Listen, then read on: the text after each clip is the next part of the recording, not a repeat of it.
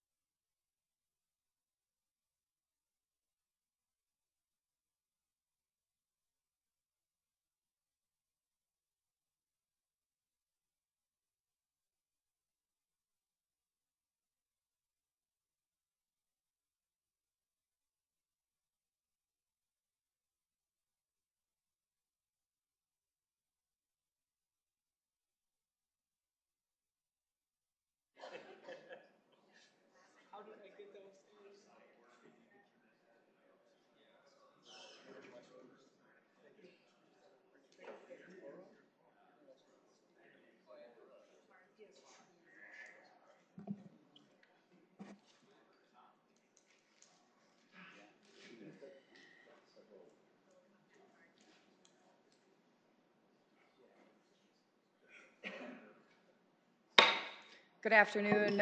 It is Tuesday, August 7th. Welcome to your Sioux Falls City Council budget hearing. This is the first of many to follow. Thank you to everyone tuning in, and thank you for those that honored our request to come at 2 so we can make it to the National Night Out afterwards. So we thank you for rearranging that for us.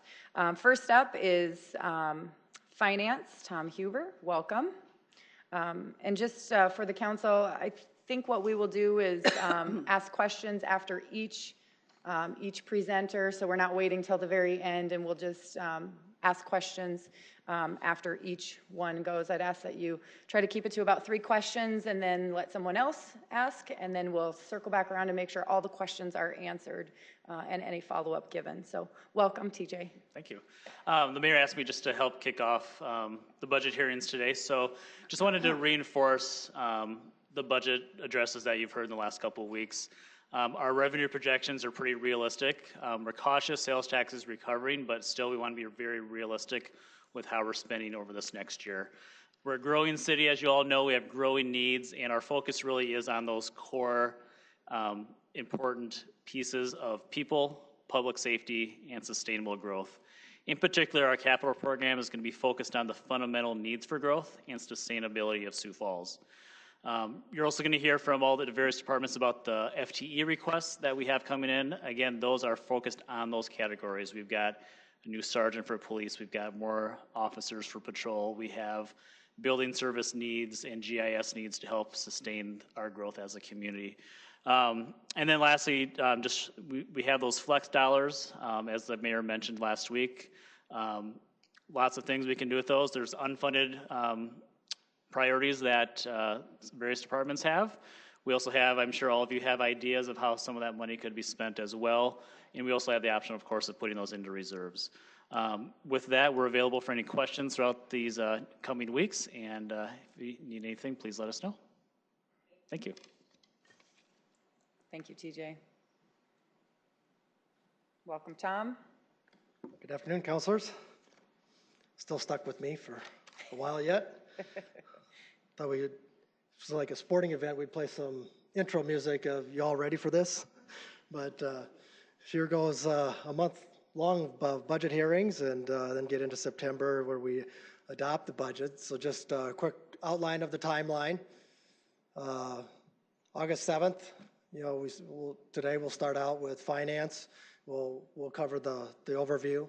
HR will cover from the personnel standpoint. Central services will cover the facilities and the technology end of things from an overall budget standpoint for all 3 of those.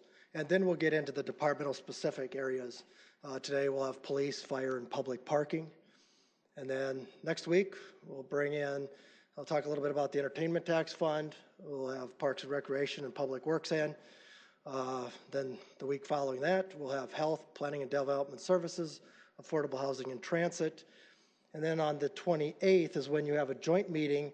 And for those of you that are new, the city does adopt 3 joint budgets with the county. That's the libraries, the museum, and then Metro Communications. So those you meet together. At that point was when Siouxland Libraries will present their budget. And then as a group, you could jointly approve those, and then you'll approve approve it back again when you approve the overall budget. And then September, we go through the public hearing process and the budget adoption. First step in the budgetary process is to always assess the current economic environment that impacts our budget. These factors not only impact our revenues, but they also impact our expenses as well. As the city grows, we obviously receive more income, but so too we need to provide service to more people. As inflation begins to rise, as we've seen just recently, we will receive some extra income from that, but we have to remember that our costs are escalating as well. So there's 2 sides to this equation. We have seen and continue to see improvement in our sales tax revenue, and we'll cover this in a little bit.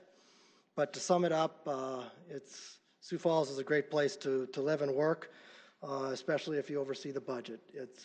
It's so rewarding to know that you've got the backing of elected officials, all the departments, everybody works together for the best, and I think our results show it year after year of how Sioux Falls just does it right, and I appreciate being a part of that process. Looking at the total budget, you can see total revenue. Again, 3/4 of our revenues come from either taxes or charges for services, that being primarily our utilities. Recognize that there are, another 1/4 of the overall budget made up of other revenue sources, but we will focus our time today at least on those big two, and but we always are willing to discuss any component of revenue or expenses for that matter. On the expenditure side, you'll notice that 56% of the total budget is for the operating and infrastructure of the enterprise, mostly utility funds, infrastructure investments into highways and streets, and the operating costs of public safety. These are nice looking graphics, but it isn't exactly how it works. We don't just put all the money into one big pot and then stir it up and spend wherever we like. Every revenue source is restricted to a specific use, and that's restricted either statutorily, restricted by a third party, or is policy restricted by the City Council. So to get a better picture, we always go back to our reliable buckets, and this year we actually put them into buckets. So this just, as we've talked about it over the years, it just kind of gives a good visual of the restricted nature of the revenues, but also the relative size of these various pools of money that we use. So revenue goes into a specific bucket, and it's dedicated for specific spending from that bucket. So just to walk through it really quick, the pension trusts are set by ordinance. Money is set aside from both the employees that contribute to it and the city, and then that funds retirement benefits. The internal service funds are funded by contributions from other funds for efficiency and administration. As you see there, would be our fleet program, our insurance, which would be health insurance, workers' comp, or property liability insurance, and then technology. We don't spend a lot of time on these two, the pension trust or the internal service fund buckets, mainly because the internal service funds you'll see in the departmental budgets that fund for those services, and so that's where we mainly look at them. And again, they're mainly set by either the trust ordinances or by the specific use. The special revenue funds, we will discuss the three major components of that throughout the process, or the four there. Mark will talk about storm drainage when he's here next week with Public Works. We'll talk a little bit about the entertainment tax. Mike, Les, and Sam will talk about affordable housing and transit in a couple weeks. And so we will talk a little bit about those funds. And then the last three buckets are where we spend a lot of our time. That's with each department will discuss their sales tax, the general funded capital part of their projects. Mark and his team and Matt will discuss the enterprise funds, electric, light, water reclamation, landfill, and public parking. And then each department will discuss their piece of the general fund. So I hope by the time we're all done, we've provided a very good and clear picture of the priorities, where the spending is going. Looking real quickly at the enterprise part of the budget, again, the departments will discuss these more specifically in the coming weeks. Actually, we'll discuss parking today, but a quick overview is we really focus on cash flow, and this is in your book on page 143. It just kind of highlights, what are we looking for. So enterprise funds are business type funds that are just like a normal business. They're self-supporting by city council policy. The businesses must cover the true cost of providing the service. This includes the operating component, the capital component, and the debt service component. So as I mentioned, they're very dependent on cash flow. And as you can see on the bottom line, as cash flows are built and used over time, depending upon the capital needs. And the demand for services is what really is driving the revenue. What revenue is needed to provide that specific service. So obviously Water Rec will be the center of attention as it has been for a little while for the next few years, but we stay very focused on every one of these funds as we need to make sure that all are keeping pace with growth and the need to construct future infrastructure as the city grows, ensure we are maintaining proper debt coverage, and like the general fund, make sure we are maintaining appropriate reserves for unforeseen events or changes in revenue streams and the like. Another bucket was the capital sales and use tax fund. Each department will cover their piece of the sales tax fund. This is really the second penny sales tax. And they'll walk through their capital improvements, and that is infrastructure or other capital type improvements and also capital equipment. Where we generally focus a lot of our time on a monthly basis and on an ongoing basis is on the general fund. This is our primary operating account where we fund most of the services, besides the utility services, the other services that people are very familiar with and they see and use every day. Where we start and end looking at our forecast. So I'm going to cover this a little bit now, and I'll cover a little bit at the very end of the presentation.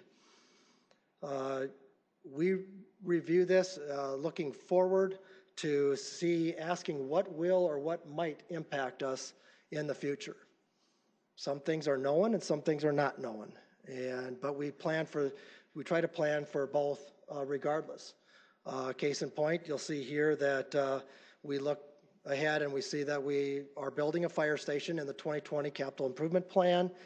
That fire station will open for operations in 2021, fire station number 12, and we need to be prepared to operate that fire station without impacting other services if at all possible. So we look at larger revenue trends. We account for the normal growth in wages, benefits, and other operating costs. Like you said, we plan for those larger events, and we continue to make sure that we can keep pace as we grow with growing workforce and police and other departments that are providing frontline services. And even today now, we need to account for the cost of the Emerald Ash Borer. That was something that was noted in our forecasting model. We hadn't set money aside specifically for it, but we did note that that was something that we knew long-term was coming.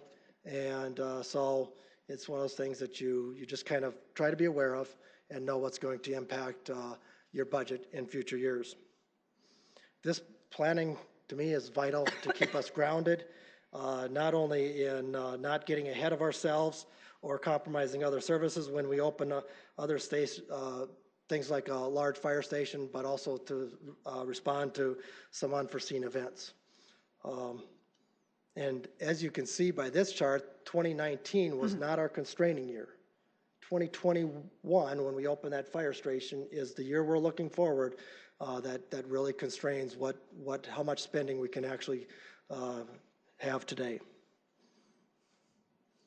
Looking real briefly at the revenue drivers, again, as we've talked about, when you look at the general fund, it's heavily reliant on taxes and split pretty evenly between sales tax and property tax.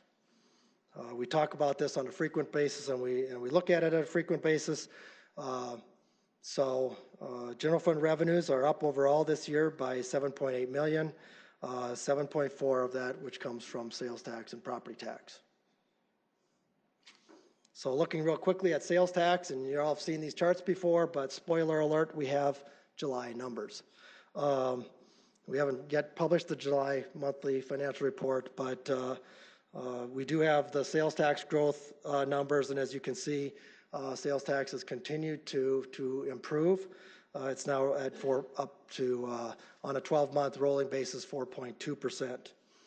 It's about where we started to see growth last year, so we might have a slight give back later this year, but we are very confident with where our 3% numbers are, and we might continue to grow through it. It remains to be seen, but as you can't really see in this chart because it's a little bit too long of a time frame, but September, October last year, we started to see sales tax coming back. And our hope is that continues to happen as we go forward. So we are very comfortable with our 3% revenue projection. But we also think it's very important to understand where we came from. And that is when you look at our the rolling 10-year average annual growth rate, which each bar represents the previous 10 years, gives us a very good long-term look as to where we've come from. And although we do have some wind at our backs that we've seen recently in terms of, from a sales tax perspective, we must remain cautious. We don't have any trend that would have us returning to those consistent returns that we've seen in the late 90s and early 2000s of 7% year over year.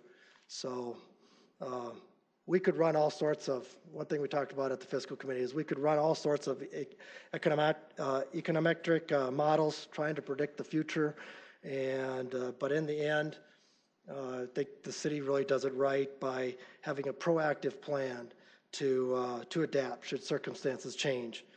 As far back as I can remember, and I've been here for just a little while, the city has always done an incredible job of adapting to changes, whether it be on the revenue side or the expense side.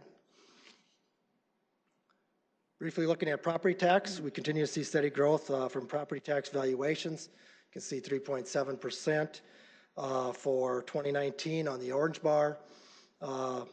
With solid building permitting continuing to occur, we'd expect this trend to remain relatively stable in the short term at least. Inflation has picked up. We are trailing in the calculation of the state sets how much of the CPI that the city schools and counties can receive. That's set at 2.1%, so it's a trailing consumer on a consumer price index. And I think it's very important to note there that yes, we do get extra revenue, but as inflation picks up, and this is the revenue comes in on a trailing basis, so do our expenses pick up. And the city is, and I'll talk a little bit about the city's very price sensitive on the wages and energy costs. We're reliant on those. So looking briefly at just what makes up the general fund spending, you can see here that by far and away the largest category for the general fund, because it is services right on the frontline services on the street, includes both wages and benefits in the personnel line. To name just a few drivers, so the personnel, Bill will cover most of the changes, the new changes in the personnel coming up here in a few minutes. To look at another driver of professional services, just to kind of highlight some of the changes in there. That's where, of course, we funded out the Emerald Ash Borer, the contractors that would either take down the trees, conduct the surveys. And the U.S. Discovery District would be in professional services, and then the upcoming street survey that we do every few years is also was an uptick this year. That accounts for most of the changes in the professional services. There's give and takes all the way through that you'll hear in the coming weeks, but that's the big drivers. On the repair and maintenance side, that's another one that's, the next highest up. Fleet accounts for a part of that as we need to take care of our fleet of equipment, and we also have repair and maintenance needs, especially in parks, to keep up with our existing infrastructure. Broken down another way, same amount of money, just broken down differently, is expenditures by department. And you can see there that the largest two by far focus points this year, police and parks and recreation. And again, police, talking new FTEs, additional equipment and training that the mayor outlined in his budget address. Parks, we've talked about the Emerald Ash Borer, part-time wage increases, and repair and maintenance. A lot of other factors that go into these, but those are kind of the major points. The other departments are all tracking consistent with normal increases of what we would have normally expected throughout for this year. And again, they'll highlight those changes as they present their budgets. We don't specifically cover the general government part of spending, but I do think it's important to recognize what has changed in there and give a real quick overview. Willing and ready to answer any questions on these as they would arise. But so I'll just quickly outline the changes. Again, the mayor's increase is driven mainly by a realignment of existing positions. The city council decrease is election expense related. No election next year. Attorneys really didn't have much for changes. Human resources, the mayor talked a little bit about adding leadership and some other training, and the employee event. Finance is the dissolution of the project management. Facilities management is primarily allocation of personnel and cyclical repair and maintenance as to whether it's in kind of general government part or if it's allocated out to the departments. Where are we doing repair and maintenance projects? Facilities here will recognize the general government, any changes to Carnegie or City Hall or the general facilities, and then the other facility maintenance pieces will be in the departments. Technology is a realignment of one full-time position and conversion of another, and Bill will cover that a little bit. And multimedia support is relatively flat, but does have a consultant fees in there for the cable franchise renewal that comes up every now and then, which requires professional assistance. So bottom line, general government is essentially flat overall, which allows more of our dollars to go to frontline services. It's what we want to see. Want to see those our dollars going to where taxpayers recognize those frontline services. So, as promised, I will end here on the general fund. We're looking at our forecasted reserves. We're always looking ahead to make sure that we stay in balance with a strong foundation. And you can see we maintain very near the 25% policy target throughout the forecasting model. I do want to close by putting everything in perspective, and that is a budget is a plan. It puts dollars to the city's vision for the next year and beyond. But that said, we all know that everything doesn't always go as planned. Budgets and forecasts are never perfect. It just doesn't happen. Circumstances change, and here's what I think makes Sioux Falls different, in that we have a solid foundation. We have great elected and departmental partners who are willing and able to adapt and make tough decisions as circumstances change. We've proven this time and time again, and I'm extremely confident that we will prove this again and again for many years to come. Like I said, it's what makes Sioux Falls better. I would be remiss if I didn't acknowledge that what we've just covered is not a one-person project, or for that matter, even a finance project. In addition, I'm incredibly fortunate to work with such a talented team in finance and the administration. Also, we have engaged departments who partner with us from top to bottom to all take the budget process very seriously and do a very good job, which actually makes it a little bit of fun, if you can imagine that. It's a lot of work, but it's a great journey. So, with that, I'll answer any questions. Thank you. Any questions for Mr. Huber? Councilor Staley. Okay, I'll start. This is the first time we've used these new microphones, by the way. Okay, Tom, I'll start with my 3 questions here. On slide number 9, I just have a question about, we're talking about reserves. Yes. Okay, so then why did you list these fire stations and not like the public safety building in there? We don't expect the public safety building, there's already some operating costs that occur with the public safety facilities.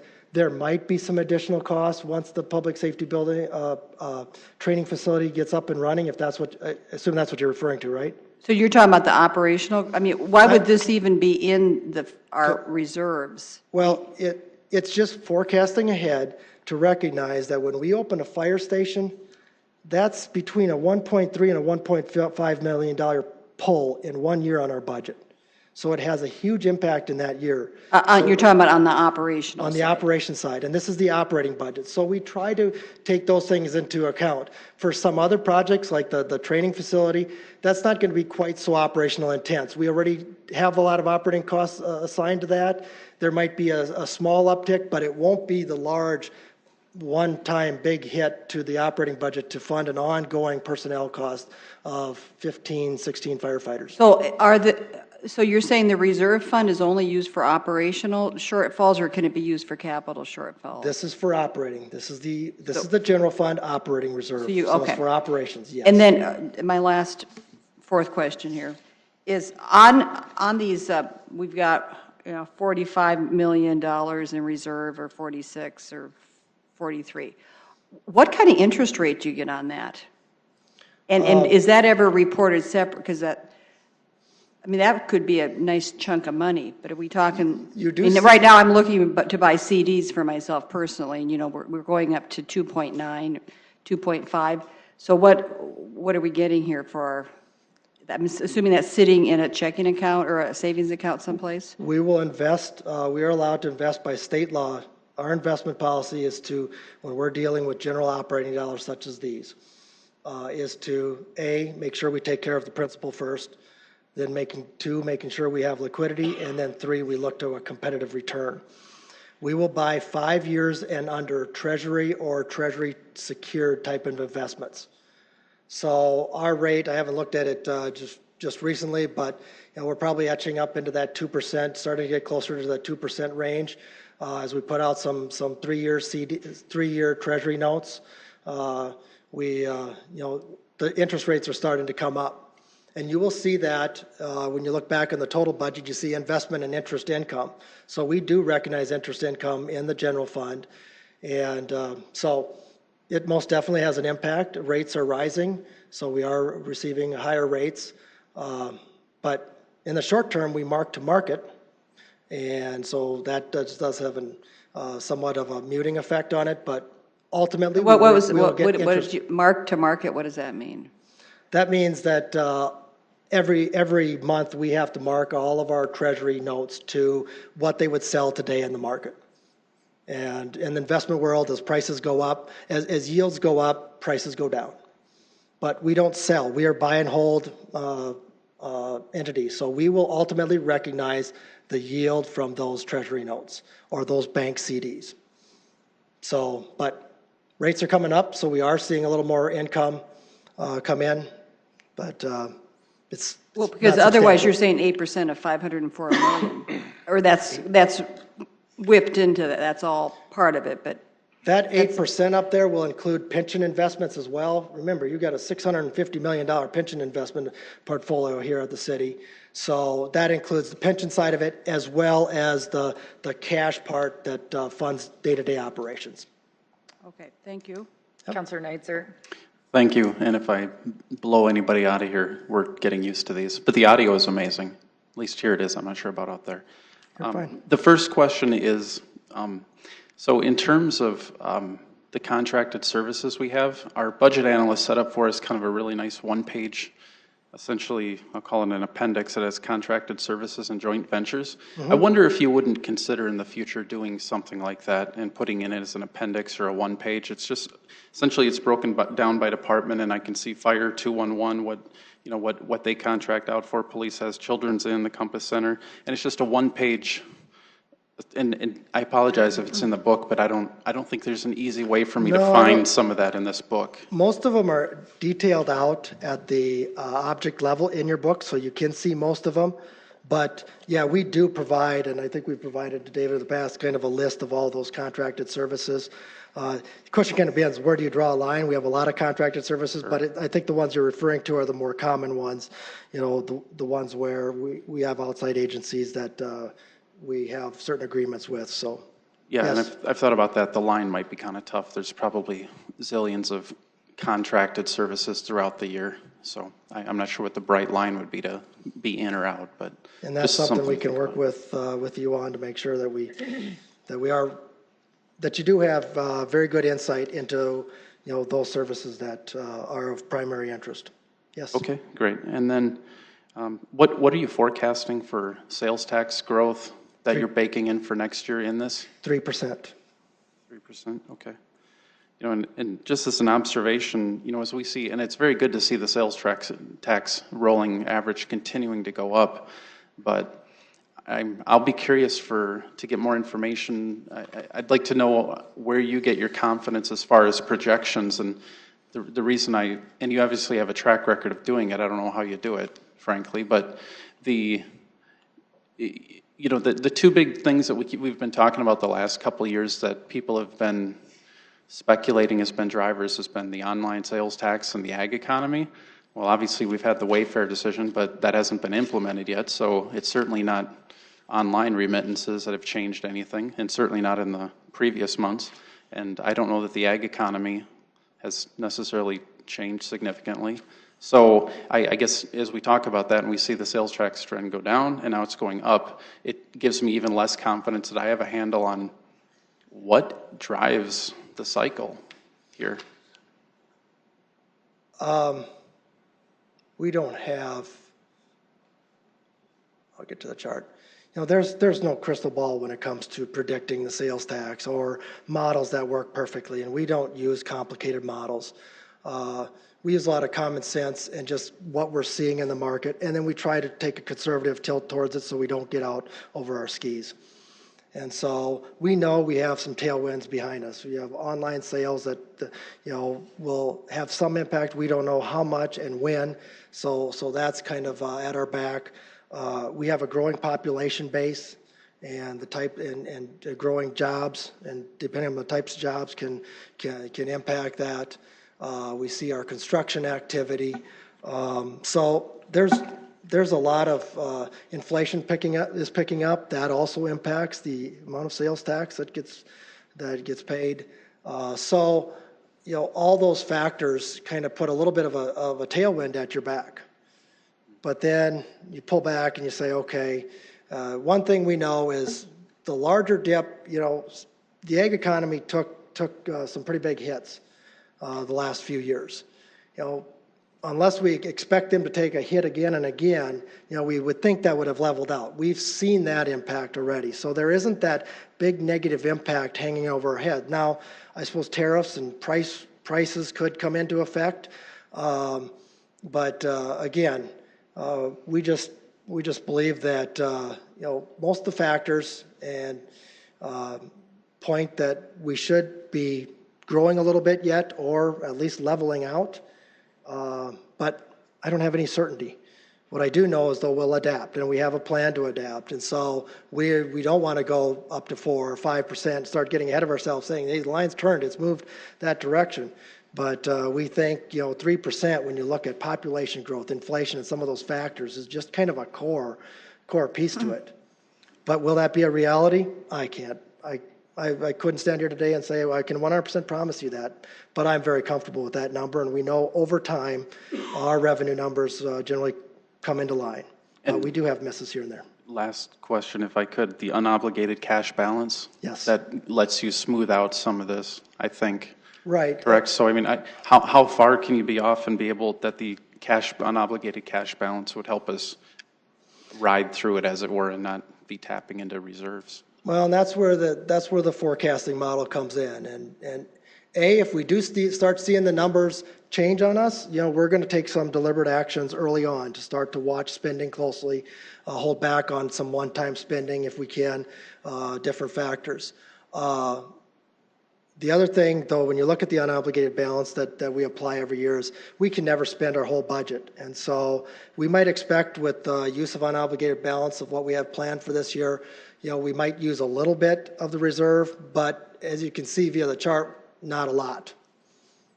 And so it's always making sure. And then guess what? In 2020, we're planning ahead again, and we'll start that process in 6 months, and we'll start to build up to okay, where are we looking at going in 2020? So, Councilor Selberg. Thank you, Madam Chair. Thank you, Tom, for the presentation. Not a big chunk of the budget by any means, but I'm curious as far as like the section on general government operating expenses, does that generally stay pretty flat over the years? I mean, if it fluctuates, it's maybe a couple $100,000 here or there. It's not a millions one way or the other. This isn't unusual this year as far as pretty flat. It generally does remain fairly flat unless we have a large initiative in general government. You know, it's just some things coming in and going out, but in general, it does stay fairly consistent from year to year. And again, it's one of those areas that this is what a business would constitute as their overhead that you want to see staying very flat, growing. It needs to grow a little bit. You have inflationary factors here as well as anywhere, but this is where you would say you can, you know, with the implementation of technology and becoming more productive and efficient, you know, we would prefer to put our dollars on the, I think everybody prefer to put the dollars on the front line service, you know, rather than to the back end processes and overhead. And so try to make sure that it stays fairly flat and level, and the dollars can go to the front line. And it was a little lower in the council line. Did you say why? Because election expense related? The election expense comes out and then come back in another year. So that's going to go up and down. Because things go in and out from and the mayor's was a little higher because of positions add and changes in staff, correct, that type of thing. Yep. Okay. And it's all kind of a balance out with other departments. So no new positions were added, positions were realigned. Okay. When you talk about personnel expenditures, 114.2 million, does that include, is that wages, benefits, that includes like on your total budget with the bucket? That's the 39.4 million that's included in that 114 million. Am I mixing the right numbers, or? Can you come again with that? So personnel expenditures, you have 114 million. A few slides before that on total budget, I was noticing pension and trust, 39.4 million. Is that part of that number, or am I confusing things? What we're contributing to the pension trust is part of that number. So the funding of those pension benefits are. The pension trust, the actual payment of the benefits are not, because that's set aside in the trust, and then we pay for those benefits from the trust. So again, it's the buckets. It's the pension trust is a separate bucket, but that bucket is funded from the benefit part of wages and benefits. So every year we fund an amount to pay for the pension benefits that are accruing, and the city recognizes its liability straight up. So we are not delaying funding our pension costs or any of other liabilities for that matter. We're funding them straight up, and that's what's showing, and that's a part of the 114 million. So if I divided that by, we're saying that number's like 1,200 employees is generally the roundabout number I always hear as far as city employees. That's kind of the number that we take into that divided by wages, or that's the pension trust number, and that goes into that kind of number. Yeah, you start dividing on a big scale like that, and I know I'm oversimplifying a bit, because others have tried to do it, and it's like, well, how many personnel costs are in there, and not everybody is allocated in there, and so it gets to be a little dicey as to how many is that exactly and what all costs are in there. So the point being, it's not so simple, right? Right. It's a little harder than just doing that, but. Okay. Thank you. Councilor Starr. Thank you, and thank you, Assistant Director. We appreciate your time today. I'll be a little more direct than Councilor Selberg, maybe. The average employee is going to see what in this budget in a pay increase? I think that would be the question that our employees are asking, and what I hear from employees. I'll let Bill can cover that a little bit, but we're under contract negotiations, so we won't probably share a specific number. It's hard to approve a budget without knowing what those numbers are, or to, we're in that position to say, if we're going to approve a budget, we should know what that number is that's at least included. I'll save those for Director O'Toole. So yeah, you did a good job of skirting the other direction. There he is. We'll save Sorry, that. Bill, I punted on that one. Before, as this process goes, we get lost in the numbers sometimes. So one of the things you said earlier, and we've talked about a 3% increase in sales tax is what we're looking at. Right. The numbers the mayor used last week was a 4.9% increase in revenue projection. So your 3% is sales tax versus what we were talking about overall revenue when we add in property taxes and everything. Other charges and everything else, correct. When we do that, so. Yep. And the sales tax, and the sales tax isn't just a 1 year 3%, it's 3%, we're estimating out a 3% growth in 18 and a 3% growth in 19, so it's a compounded growth factor. Gotcha. As we get into the numbers, so I don't want to be lost at the very beginning, so thank you. No, here to answer questions. Yeah, I've got a few questions. As Councilor Starr talked about, a 4.9% increase in revenue. Two main drivers, of course, sales tax and property tax, both at 3.7. It leaves 19% of your revenue to drive that up. I mean, we're talking a $40 million increase in overall budget. And my question is, how are these other things going to get there? Along with that, I'm going to add in, answer why are we using reserves if we're having a 4.9% increase in revenue? Okay, answer that in a couple pieces. On the property tax, the 3.7% is just the growth. Then you add 2.1% on there for the inflationary factor. So that's higher than just the 3.7. Thank you. When you look at the sales tax, that's 3% compounded for 2 years, so that adds in. And then the other charges are fairly flat, about $500,000 or in other small piece in frontage taxes and some up, some down in the other revenue sources. And all combined, it does come up to that 4.9%. I think it's in your back of your book. So my question with the growth in taxes, why? Or 4.6. How do we get to, why are we using reserves at this point? The use of reserves is always looked ahead and always planned for. Recognizing we can't overspend the budget. And if you were just to use revenues and expenditures, you would just keep growing that reserve number on and on and on. And that is not, I mean, we don't bring in revenues to hold on to them. We bring in revenues to put services out there on the streets. And so it may look like we are using reserves next year because we do use a part of the unobligated cash balances applied. But we usually leave somewhere in the neighborhood of 2% of the budget unspent. So most all of that won't be spent. It won't be used.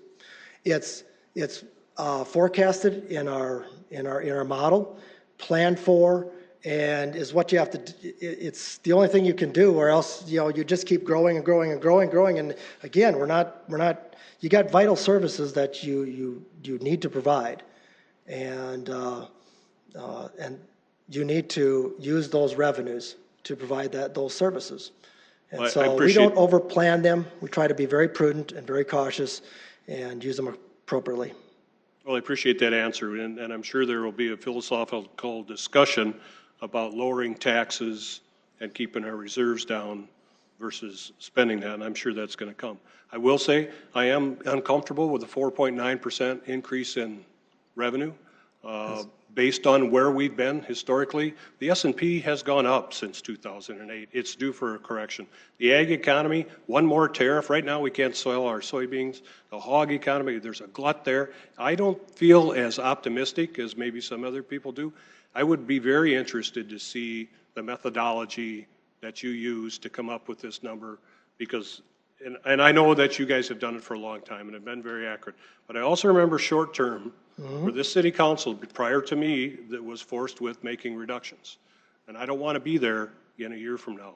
So you and I can have some more discussions, and the analytical part of me, unfortunately, will raise its head to get there. That's all I got. Thank you. Anyone else, Janet, or I'm sorry, Councilor Brecky or Kylie, before I go back? Okay. Councilor Staley. Two issues. Just a logistical question about that $100,000 extra amount of money. So, and you gave us some scenarios playing out. Does the council at some point need to say, well, we're going to take control of that and decide among ourselves how to spend that, or I mean, what's the timeline for that? That 100,000. The forecast that's in front of you can handle that 100,000 without a negative impact. And so that 100,000 is not in the budget right now. You would have to amend that 100,000 into the budget. So it just gives you some flexibility to add some spending into the budget without having to cut something else. Yeah, or see your line dip below the 25%. So we're going to because when I heard the budget address, I was kind of getting the sense that he was giving us a little something to make a decision with. So you're saying that's going to have to be... Right, it's available, but I mean, the way the council, I'm not the parliamentarian, but the council, the action that you would have to take would be to amend that 100,000 into this budget. Because the model just has the flexibility. The general fund has the flexibility to handle that extra spending without having to reduce from other areas. So if we don't do anything, then we lose that opportunity. Doing anything, okay. the money will just stay where it's at. It won't be spent. And then my second question that I'd like, and I do think this issue of sales tax growth, sales tax revenue, I think it's confusing to a lot of people. Because the question that's been proposed to me is, what are we basing this off of? I mean, at what point did we say this is our baseline sales tax? And I mean, we've been using this word for a long time. So even the baseline has grown. So when we say sales tax growth is 3%, and then the next year, I mean, at one point it was 7%, but at some point you have to be basing that off of a stationary number. And that number itself is constantly changing. So it does help us to get a grab on it. But here's what I want to ask from you, and you may not be able to tell me this now, but I'd like to go back to 2016 to 2017, and then 2017 to 2018, that's a hard thing because it's not a complete year yet. But what I want to know two things. I want to know, comparing those years, what we have, from one year to the other, how much more we've made in sales tax, we've pulled in. And then the second thing I want to know is how much more we have pulled in from property tax, the actual number. And maybe that's here, but I haven't seen it. But we were hearing a lot during the previous administration about all these building permits. We've got a lot of building permits, and some of us kept saying, well, how does that actually flesh out to money? What's the number that we're getting from this? And we could never get that number. So I think at this point, somebody should be able to go back and say, yes, we're growing, and it's a great thing, and we're getting more money. As we grow, we should be increasing the savings account. So if you could just compare those two and tell me the actual number. And you could see the number on page 145 of your book. We do highlight the general fund revenues. To start with the sales tax, again, we're basing the sales tax number from the 2017 actual, what we received in 2017, and with a 3% growth in 18 and 19 on that number. That's how we got the revenue number for sales tax. And you can see on the property tax side, you can see the percentage, the total of the 5.8% for both the inflationary piece and the economic growth piece. You can see the 3.5 million in property tax, and then right below it is your 3.8 million in sales tax. And that, page 145. Page 145 at the very top. Does that go back to 2016? Yes, it does. Okay. Well, I'll look it over with. Okay, thank you. Yep. Yeah, we try to make sure that the numbers are there, and I said happy to answer any questions. Councilor Neitzer. Thank you. Just a few clarifying things. I do appreciate the olive branch of the $100,000, the idea that, I think one of the things that's been somewhat frustrating is feeling like if we have something that's important to us, it automatically is adversarial to try to put something in, because that therefore means we have to cut something that, the administration has kind of worked on and they've put in the book. So I do appreciate that. I just hope as a council that we're just really careful not to get so fixated on the $100,000 that it turns into a squabble, a free-for-all of 8 people fighting over what to do with $100,000. We take our eye off the ball and we're not looking at the $180 million or, whatever it is. So I hope we just make sure we look at everything and don't get too fixated on what piece of that pie that we want. As far as property tax, just to make sure that we all understand, I think I've got this right. So the two components of property tax, there's a growth, which would be new buildings, and then I suppose if I was reassessed because I did an addition to my house. But that's Perhaps. a net neutral, so if they do a reassessment, there's ups and downs, so. Okay, we so only that get kind of so washes much, out. Right. So really growth to you would be just new buildings New as the building is construction growing. coming onto the property tax rolls, correct. And then the inflationary part is just the, every year we're allowed to essentially inflationary increase everybody's property tax throughout the city. Recognizing that we have the same costs that everybody else does and that we have to be able to keep up with inflation. The state it's up to a maximum of 3%, so above 3% you'd have to opt out. But and then it's set every year. And as you've seen in the past, that has been 0% on certain years. In 17 and 11, we've received 0%. And the property tax piece of this is pretty well set. That's, those numbers are pretty solid. They don't, that's what's the levy's gonna be, are very close there too. The county hasn't set the exact levy yet. So those dollars are pretty well set. So it's the sales tax piece that can go up and down. But again, as we look forward, as we look to see all those factors that are in play in our market, that's where we're just really comfortable at 3%.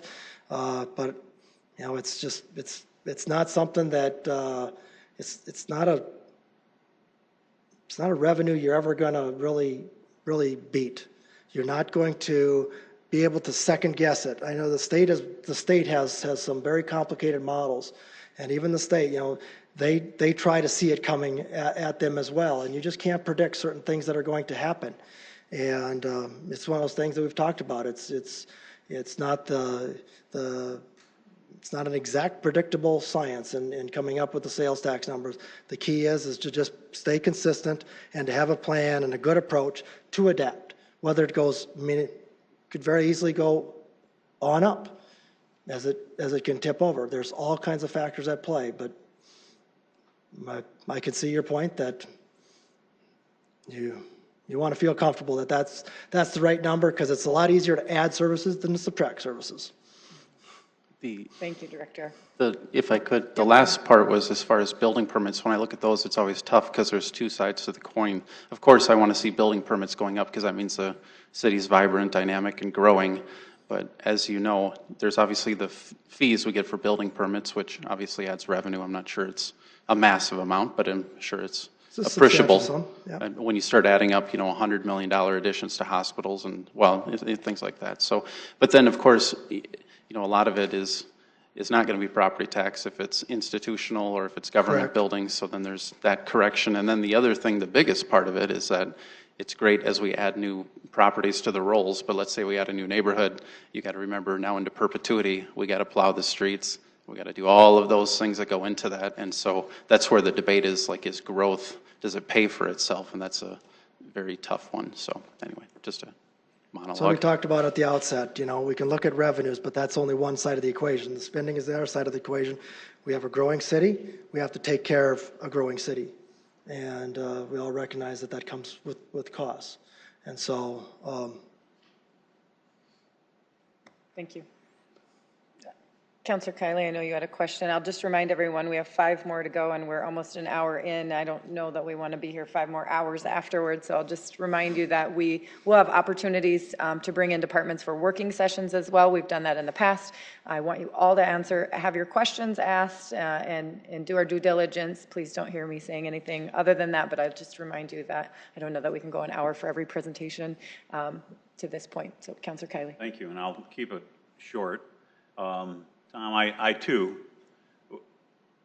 appreciate the work that you put into it and the staff the work that your staff has put into it. But I also would like to have some of the additional assurances that my colleagues have requested, because for much of the last year to year and a half, we've experienced population growth. We've experienced record building permits, yet our sales tax revenues were declining. I too, as Councilor Sales stated, have some concerns over our ag economy, at least in our local area. As far as crops, it looks very promising. We've had plentiful rainfall in timely fashion, but there's a lot of other things, as you mentioned yourself, tariffs that are on the board and things that could impact that. So additional insurance, I think, provided to us would be welcome.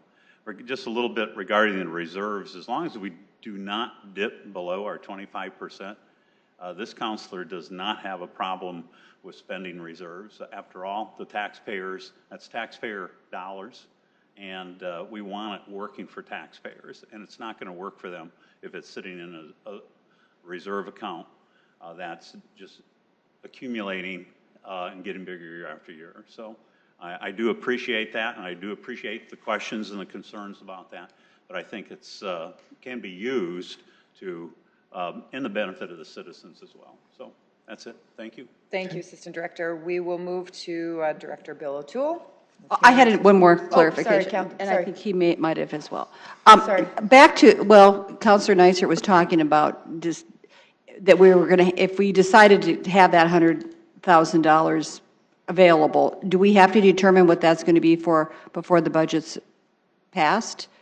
Or We want to program it in appropriately, but, I mean, recognize the budget can be technically amended at any time during the year.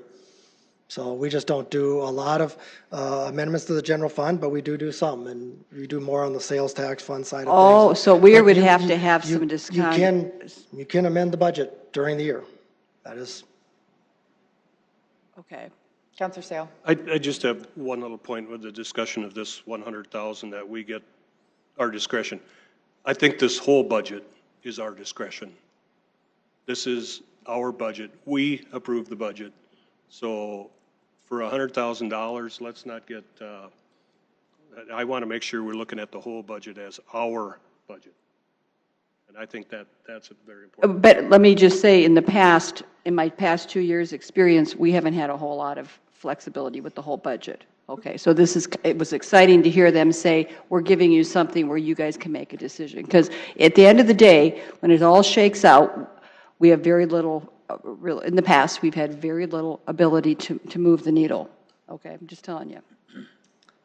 And we'll be here all month, so. Thank you. And I'll coming. add that, the last few years we have made some changes and priorities that were important to this council that didn't make the budget. And so you saw this council last year even make amendments that weren't maybe as popular, I'll say, for our funding source that we used. But, we did do that last year and funded, a few priorities. And so this is our budget. So we just have to build the coalition to make whatever changes if there's something that we don't like, and work with the administration to communicate those as well, as they've done with us. So Director Bill O'Toole, thank you. Human Resources, we're off to the next spot. Council, Bill O'Toole from Human Resources. Thank you for the opportunity to talk about the personnel costs associated with the 2019 budget. I always like to say, it's one of our largest expenses that we deal with, but it's our people who are delivering the programs and services through municipal government. So what I'm going to hit on today is we'll talk a little bit about the functional allocation of how we spread our personnel across the sectors of government. We'll look at some benchmarking in terms of the employees per 10,000 population. I always like to talk about some employment statistics as well that come with that in terms of the number of people coming in the front door, so our applications and also our turnover rates. We'll look at those 2019 personnel costs kind of on the grand scale and drill it down into the general fund as well. And the 2019 new recommended positions. And we've also added kind of a summary slide, if you will, as it relates to part-time equivalents. In past years, we were asked some questions about that, so we try to provide some more information in that regard as well. So with that, the current 2018 allocation, this is going to be the 1,243 employees in 2018. They are currently structured across the spectrum of government this way: 42% in public safety. That's going to be your police, fire, and parking. That'll be 519 employees. The enterprise funds at 13%. That's lights, water rec, water, and landfill. That's 168 employees. Culture and recreation is 11%. That's your parks and recreation and library staff. That's 138 employees. Your general government, which includes finance, city attorney, human resources, Central services, mayor and the city council, that's 174, or 14%. Highways and streets, which is public works administration, engineering and streets, at 108 employees, or 9%. The health department has 80 employees, or 6%. And lastly, urban development, which is your planning and development services, with 56. And I think this also tends to be a bit of reflection of some priorities as well, and public safety has obviously always been a priority of mayors and councils with respect to the budget. This slide should look familiar. It's a little bit different than what I've used in the past, to try to sync it up a little bit with what was used in the mayor's presentation. Just again, get you familiar with what you're seeing here is you're seeing from 1990 through 2019, the population growth in the blue bars. And then the red line is your employees per 10,000 population. And down on the bottom in that gold boxes is the number of city employees across this 29-year span. And what I'd just like to emphasize and highlight here is that since 1990, this is an 86% increase in population, or 86,000 people. And just by way of benchmarking there, the Rapid City population, at least the last one I saw, it was about 74,000. So to think that we've grown the size of Rapid City or exceeded that over that time period is substantial. We've had a 50% increase in employees, or 422 employees across that same time period. And again, I think you see the trend up there is declining number of employees per 10,000 population, which I think talks about the efficiencies of government. But it's also better to say, how do we stack up then against some other municipalities on a similar basis? And again, this doesn't compare services of these cities. It's just looking at in relation to their full-time employees as well. And you can see on that 68 level, we fare quite well in that regard in terms of that analysis. The other thing we like to take a look at is, how are our employment applications? Are we getting adequate people interested in the positions in city government? And I don't think this is unique just to the city of Sioux Falls. I think all employers saw a little bit of declining rates. It's nice to see it start to uptick here a little more recently. But what I would share with you is that even though that current status, we'd like to see that higher, we are still getting adequate applications for the positions that we're seeking to fill. And again, another quick measure is your employment statistics on turnover, and what you see here is the blue bar is our total turnover, and the red is what your turnover rate is absent retirements. And we think that's just kind of nice to separate those out and get a better picture. As it relates to that, we think we enjoy very reasonable turnover as it relates to these figures. Obviously, if for those of you who have been around for a while know that we made some pension changes back in that 2014 area. We had a lot of people waiting, and that caused some spike there in 14 and 15. But really at 2017, at a full year's worth of information, 7.6% rate is really, I think, a good rate. I know a lot of the trend magazines that we take a look at, they'll tell you it's kind of a loose benchmark that 10% can be a healthy rate for an organization. So we think given a long-term employer that we are, we are enjoying a very adequate turnover rate. Not any problem areas in that regard. So the 2019 budget, when you think about your personnel, kind of the all costs in, this is just that very big look of the pie. So I'm looking at this, I think these got flip-flopped. In terms of the pie, it's 27% of the personnel costs of the all-in $498.3 million budget. But the vast majority of employees are in the general fund, the general operating fund budget. You were just talking to Tom Huber about that as well. And when you take a look at the $169.1 million budget, 68% of that budget, or $114.2 million, is dedicated to personnel, okay?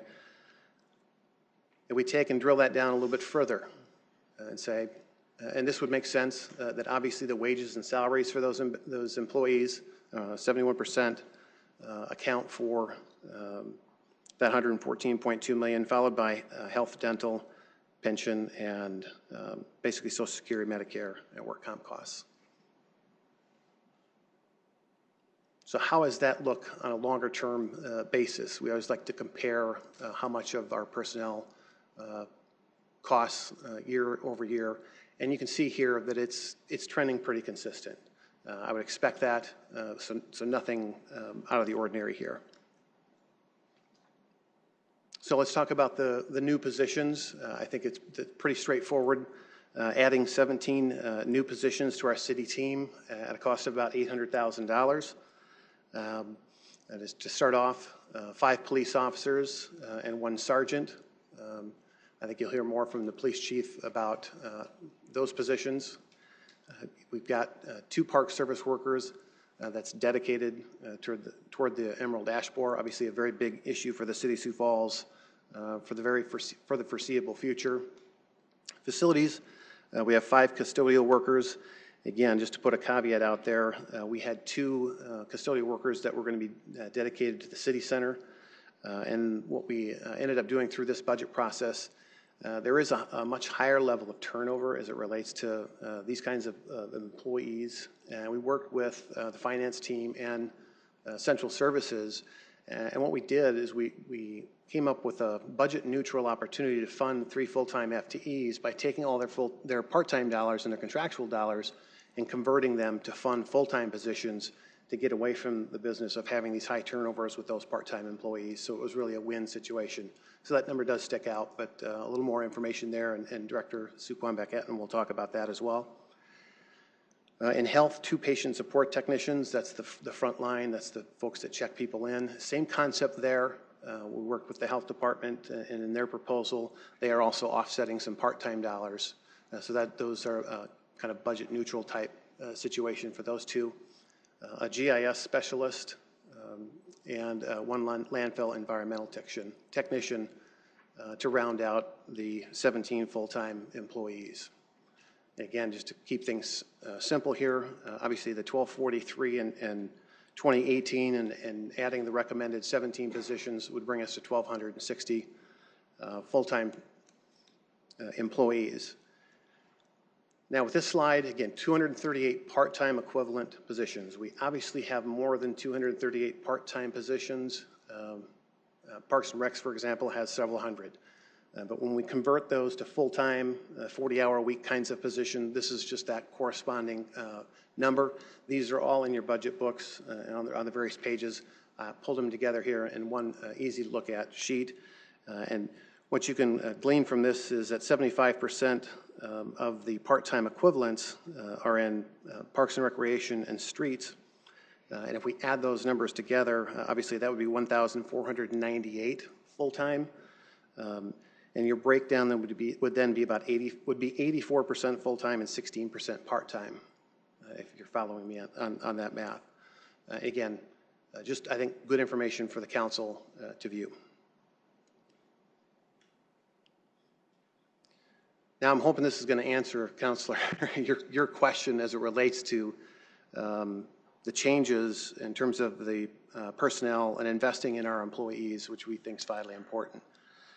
It's $4.7 million increase in wages and benefits for city employees in 2019. That's what's built into this budget. And if I were to break that out, that's $3.3 million for wages and $1.4 million for benefits, for a total of $4.7 million. Obviously, the city of Sioux Falls is going through collective bargaining as we speak, but we're also required to put together a budget and assemble a budget during that process. And obviously, we've used some estimates. But our final position will be dictated and driven by those collective bargaining efforts, which we're required to do. And with that, I'll be happy to take any questions you might have. Thank you, Director. Councilor Selberg. Thank you, Madam Chair. Thank you, Director O'Toole. The quick question, like the 4.5% turnover without retirements.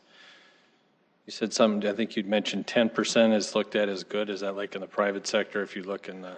Right. A lot of the Society for Human Resource Management, trade magazines and different things, that a lot of times will use a benchmark that 10% is healthy. Do we have any stats that come out on occasion for just this area in that regard? Like or is that just nationwide? That's kind of a number we run off of? That's just more of a very broad standard. And frankly, I like, as I said, I like looking at how we are performing against kind of ourselves when we look at that. And what's obviously very key for us is we do exit interviews to get information from people when they do leave us. Obviously, this gets to be very concerning if that number goes up, and it's particularly concerning if you're losing high-performing employees as opposed to low-performing employees. I mean, to state the obvious there, but like I said, obviously a certain amount of turnover is healthy for an organization. But we're very comfortable with what we see here. Yeah, it's just, and I think it's a really impressive number. I was just kind of curious on what it does get compared against, because especially with the employment numbers and that the way they are, I'm always curious what it is out there and what you're up against. Yeah, and I mean, the other thing is obviously, and I don't want to belabor this point, but we're local government, we're a government employee, we're a long-term employee. I mean, we've designed our pay and benefits and everything we do around being a long-term employer, so we hope to see lower rates like this. So I hope to be able to continue to report pretty close to these kinds of numbers. Very good. Thank you. Councillor Staley. And I don't want to be speaking out of school, but last year, or was it 2016, it seemed like we had been talking about there was an expectation of a 3%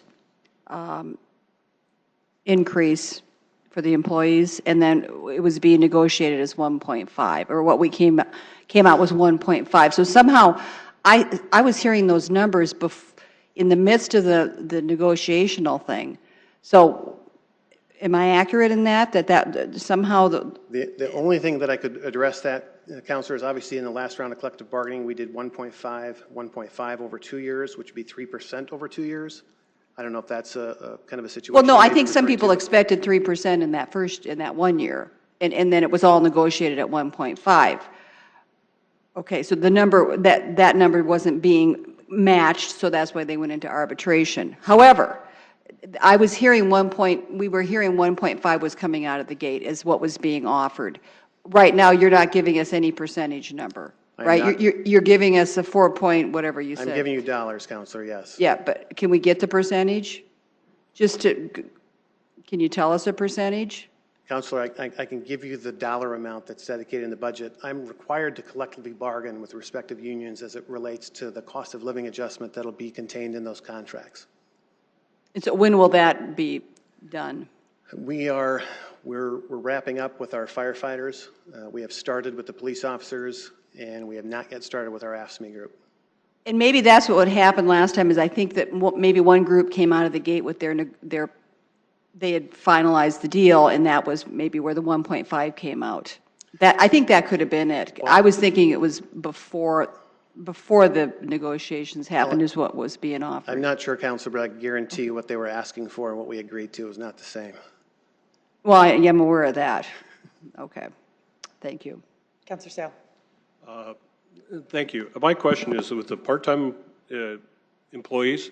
I've heard from some of my constituents that the Parks Department has not filled all their positions this summer, and that there are some part-time park people that are leaving after 1 year to move to another part-time position, the street department, because of the wage difference in those different departments. Could you address any long-term plans you might have to make sure that all of our part-time summer positions are full? Yeah, and thank you. And I know Director Kearney can talk more specifically about where they were. I can tell you we were able to, from the charting that I've seen in terms of how they funded their positions, they were able to get the number to open all the pools and keep the parks going, all those things during the summer. But you're right in the sense of we were having some issues of competition amongst ourselves. And some of that was created when you think about it this way. It starts to make sense, but a lift to try to get Parks and Recreation part-time dollars is a huge number, whereas you might do something in streets where it affects 20 people as opposed to 300. And those asks are vastly different. But what we are trying to do now, and that was done starting this budget, which we appreciate, is the opportunity to try to lift some of those and try to get some more parity so we're not cannibalizing ourselves with respect to having people leave this point and go over to the same organization or work over here for a quarter. We're making a much more concerted effort at that, and we're also looking at trying to come into a situation, and you'll hear us in years coming forward, dealing with the inflationary costs, because a number of years it was just simple and it was easy to say we're going to lift the full-time wages and the part-time kind of trailed a little bit, okay? So, and now we said, no, we think we need to come at least every other year and deal with some inflationary increases as it relates to the part-time as well, to try to deal with that so we don't get into that situation. But those are some of the things I can think of right off the top that are going to try to address that. Anyone else before I go back to Councillor Saley? Councillor Starr? Thank you, Director O'Toole. A couple of things. I want to commend the forward thinking of taking part-time employees and making them full-time employees and getting them benefits and making them long-term employees of the city. I think that's a very creative way to handle a situation that we're seeing not only in our community but across the country. I mean, when you look at the number of jobs that are open nationwide versus the number of employees available to fill them, we've gone negative in that part. So we're going to have to continue to be creative. So my question, when I look at the part-time chart, and we're talking about parks a little bit more, but I think it's each department, do we see more opportunities to do that? Does that come from the department level? Does that come from your office to be creative in that process? Or how do we all of the above. Continue and when we go through the budget process, that's what's really nice about the process. You know, working with the financial analysts, working with HR, working directly with the departments. I would tell you that the health department has keyed into that concept. And when you look at some past budgets, they've done actually a really good job of paying attention to that. And we saw some lifts and we saw some significant changes as it relates to professional services and outsource activities, and now bringing it in and becoming more efficient in doing so. But that is a much more frequent process. But I would say it's a collective effort between all of the departments, and you may see more of that moving forward. But it gets to be an interesting balancing act, particularly when you look at Parks and Recreation, for example, and the kinds of services and issues that they're trying to address and the hours of operation. Part-time is huge, obviously, for them in that regard. But I appreciate those comments, and yeah, you'll see more of that. Great, and I think the thing that I'd continue with that just a little bit is asking more about how do we encourage our departments to use more interns? Because I think that gives them the opportunity to take a look. Do we have is it a department by department process that we do interns? Because I think that gives us not only continues the education, gives people a reason to look at us as a city and why the jobs that we have available that will become full-time after they're done with school, but how do we encourage the departments to do it? Is that, it's probably a longer term question than it kind of is, and I would answer it really shortly in that, yes, it's a department by department basis because somebody has to then provide the leadership and direction to make that intern valuable and a good learning opportunity for them. The temporary dollars that they have, they could dedicate those dollars for that purpose as it exists today. I do know that it used to be many years ago, and I don't remember the exact date when this all changed. There was a bit of a kind of a game-changing environment as it related to some FLSA changes. You used to be able to get interns, and as long as it was purely educationally driven, you didn't have to pay them. I would tell you that while that's still there, it's much more. It's not as easy as it once was. So if they're performing meaningful work for you, you need to pay them. So, but my answer is the temporary dollars that they do have could be used in that regard, and I don't disagree with you at all that can be a good workforce tool, an opportunity to get plugged into that younger group and those college-educated. Well, and a chance to recruit after they're done with school as well. Absolutely. We've gotten to know them as employers, and they've gotten to know us, and it gives them a reason to stay and maybe consider something they wouldn't have considered. I would say the department who really does well with that, I'll hang their shingle out, is Planning and Development Services. They've done a very good job. We'll see a few of them tonight. We tried to embarrass a couple of them here a week or so ago, but I think we'll get a chance to do that tonight to thank them for their work and as well as pay them for the work that they do. I mean, I'm a big believer that internships do have a learning opportunity, but they're also providing work and services for us. And I would say there's no interns that we're not paying. Good. Thank you. Councillor Staley. I wanted to talk about lifeguards, since Councillor Sale brought up that part-time park people. We just closed Frank Olson Park on Sunday, which I was surprised to get that notification. And I'm hearing from parents that they're concerned about why we're closing off these facilities in the beginning of August. And what I'm hearing is that we don't have enough lifeguards, or we can't afford to pay the lifeguards. Can you address that? And let me also say, I saw a report on CBS, and I put this on Facebook, but CBS Nightly News reported that there is a movement in the United States to recruit older people who have had experience in lifeguarding to help with pools, because kids are going back to school and they're vacating their jobs. So there again, I think you're the guy who puts those advertisements out, but that might be something that we could do. But yeah, the other two. Yeah, I think when you think about the number of pools that we have open and the number of lifeguards it takes to staff it, I mean, they've really come forward with some very good strategies for how they do that. I think anymore, it seems like we need to get probably double the amount that we used to in order to get the same level of coverage. So they've tried and deployed a lot of different strategies, and I would tell you that part of the $4.7 million increase did include about just under $200,000 increase in the parks temporary employee to try to lift some of that up and make it more competitive. For lifeguard specific? Some of those, yes, it's both operations and recreation. But as those students return to school and get ready to go back, that's usually what drives the department. And you can certainly ask Don Kearney a little more specifics about how that happens. But as I've heard some of the dialogue, that just simply drives some of that. As those students return back to school, there's only so much staff to go around, and they try to keep as many open as possible. Well, but do you help him with the hiring, or is that no? Just yes, we do some assistance with hiring. Yes. So has that become more challenging to staff our outdoor pools now that we have the Midco Aquatic Center? Because I would think that the pool of lifeguards are somewhat stationary, and now we've increased the need. Have you found that to be? I would probably defer to Director Kearney to answer that question, Councilor. Thank you. Any other questions? Councilor Brecky. Not a question, just a statement. I don't think your microphone's on. Just a statement. When I decided to run for office, I met individually with each of the directors to just try to fill in the 14-year gap from when I had been here before. And one of the things that was curious to me as I was talking to everyone was how the head count had stayed so close to what it was 14 years ago. I was really surprised by that. And then as I talked to each director, what I realized is how the city has been able to capitalize on technology.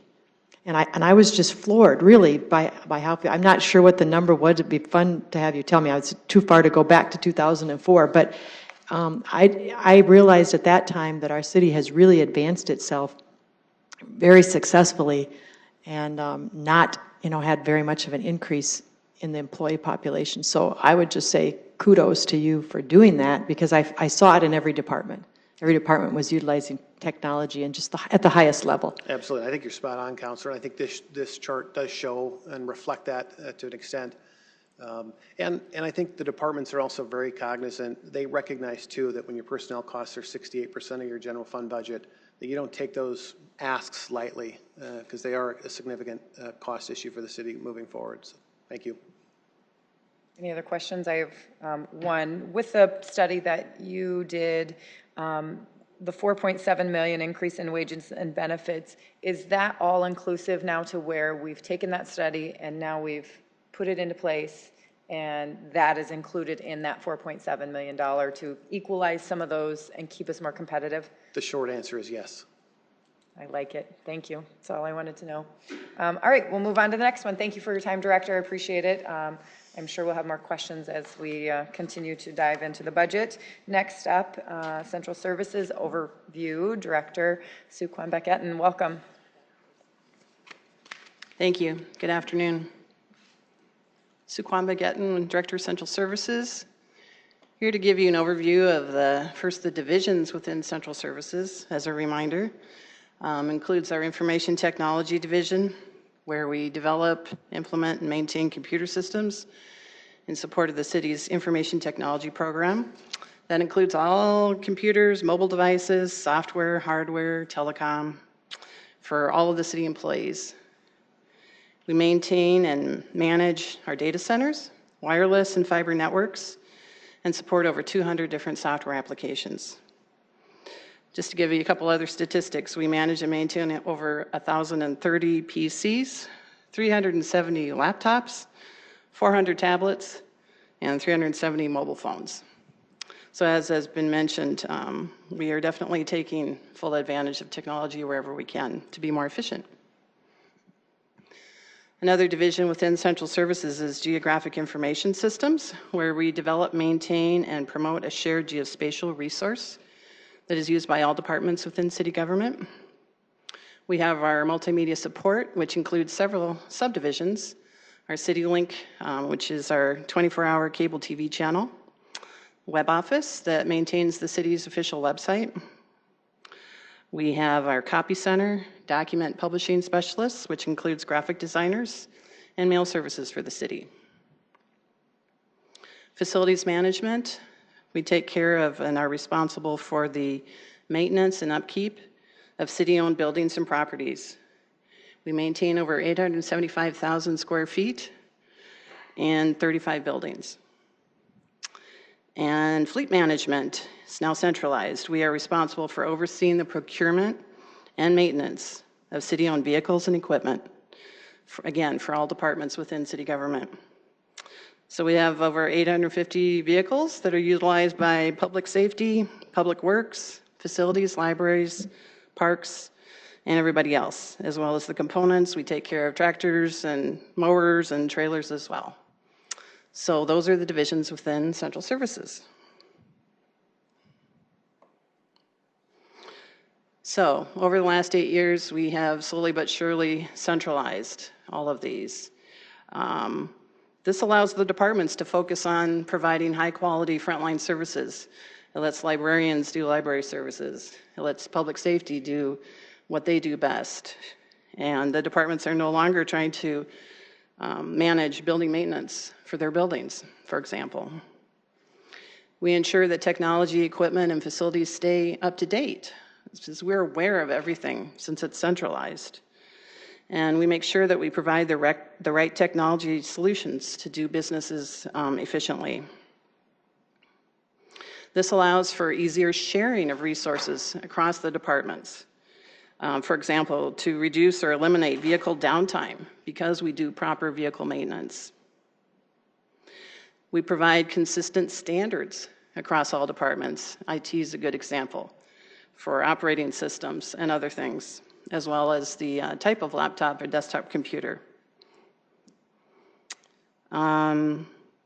We have consolidated all of our maintenance and service contracts, again, to establish the lowest prices. So this includes everything from generator and HVAC and elevator maintenance, as well as electrical, plumbing contracts, fire sprinkling testing and maintenance, interior finishes, custodial supplies, and many more.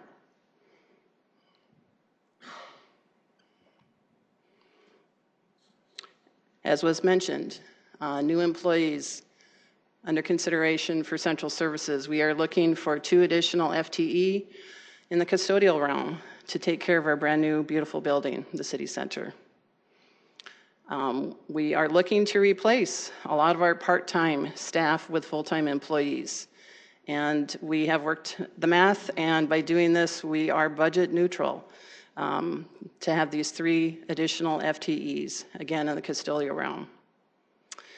We are looking to convert 1 GIS specialist from a part-time position to a full-time position. A lot of our software applications are very GIS-centric, and we depend on it a lot. We really need to make sure that we're fully staffed in the GIS area. That also helps in terms of the planning department, things such as permitting and things like that.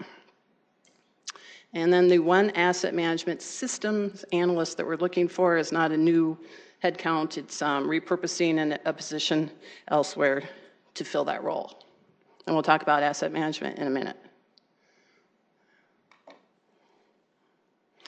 just wanted to highlight some of the technology projects that have recently been completed. Our public safety computer-aided dispatch and records management for fire rescue. We went live with the new CAD system in February of this year, and it's been a big win for public safety to get critical call information in a timely fashion. And the new system allows for the teams to capture even more data efficiently with mobile technology. Utility billing upgrade. A major technology upgrade for the overall system, better functionality for city staff, and setting the stage for the next consumer engagement module that will be coming down the road. Facility access and security. We implemented an enterprise-wide security solution when we constructed the Denny Sanford Premier Center and the Midco Aquatic Center. So this was bringing additional buildings into the new software system so that we're under one umbrella. Land management, customer self-service. This is a portal available to the public. Working with the planning department, we keep expanding the number of permit categories that are available online. So, we want to get as many services available online so people can choose when to do their business with the city. This allows information to be gathered in a more efficient manner and, again, outside of normal business hours. Contractors, as well as residents, can submit permit application from their home or office instead of driving to city offices. And with the portal, you can also pay invoices and schedule inspections online. Some of the bigger projects that are in the works right now include asset management, and this is going to be a very large initiative for the city. This will be a software solution to help us track and maintain city assets. Maintenance costs and resource hours will also be tracked in this enterprise-wide software. And by doing this, by tracking condition and performance records in a centralized software system, we will have the data we need to reduce costs and mitigate risk through proactive preventive maintenance. We have selected our vendor. We went through a formal RFP process. We hope to have a contract signed soon and begin implementation this year and into next year. Document routing. Eliminate what is left of paper processes such as contracts and performance evals. This is currently in the implementation phase. Public safety video system replacement. So this project will update all of the video camera technology in the police vehicles and in the interview rooms. A new enterprise software solution will allow easier storage and retrieval of the videos. This will also introduce the ability to utilize body cameras for our public safety teams. And work for this is slated to be completed yet this year. Critical event and mass notification system. Keeping the public informed during emergency events is a critical role. This technology will allow us to push out emergency notifications via text, phone, and email. This will also allow residents to opt in to receive non-emergency information if they want to stay current on things that interest them, such as library events, park and rec events, cancellation due to weather, that type of thing. Another one that's in the works is our document management upgrade. This project will convert over 2 million electronic documents that are in our current document management system. It'll convert it to a new platform. We are standing up new servers and reviewing existing data structures to ensure they are prepared for this conversion. And with this project, the council agenda management and video streaming software is also getting an upgrade. And the new platform will allow for live and archive video streaming to any type of device. Just a couple of future projects that we're working on also.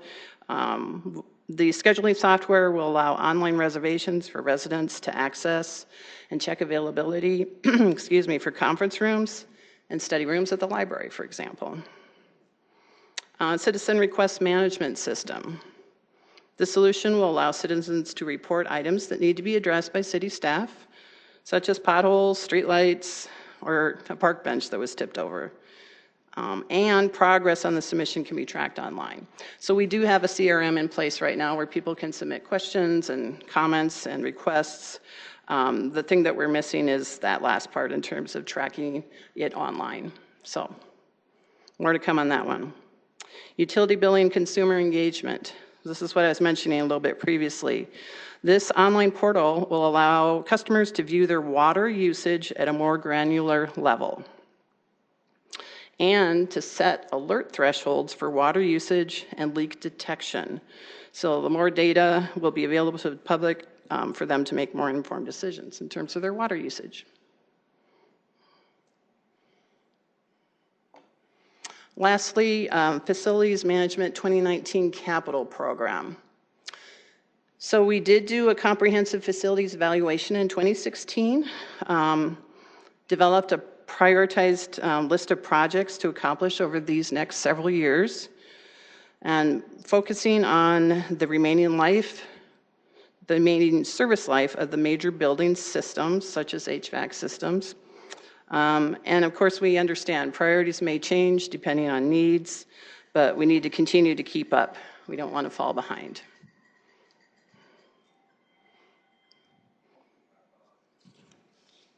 So with that, I'll open it up to any questions. I'd be happy to answer any questions you have.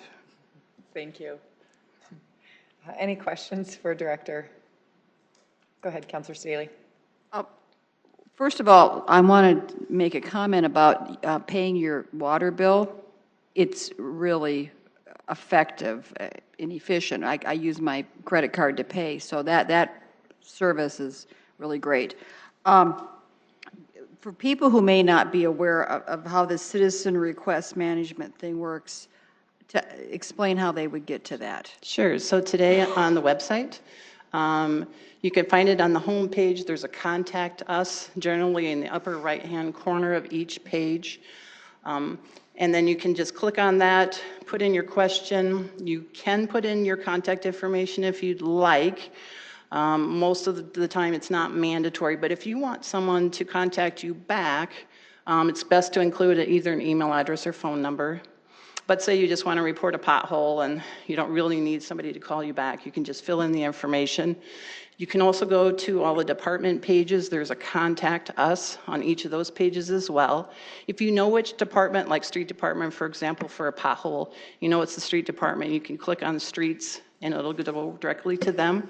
If you don't know for sure which department is going to handle your request, you can just put in a general and then it'll get routed to the appropriate person. And so you're saying right now there's not a tracking that, is that what I heard you say? That the thing that we're missing is just in terms of an online, we just want to improve that online experience so that you would know, like for our work ticket system in-house, for example, I know if I submit a ticket, say there's a light bulb out, and I submit a facilities ticket to my guys to say, hey, there's a light bulb out. I can look on our internal system to see, yes, my request was submitted and yes, it was received. I do get a notification to let me know, and with the CRM system we have, you get that too.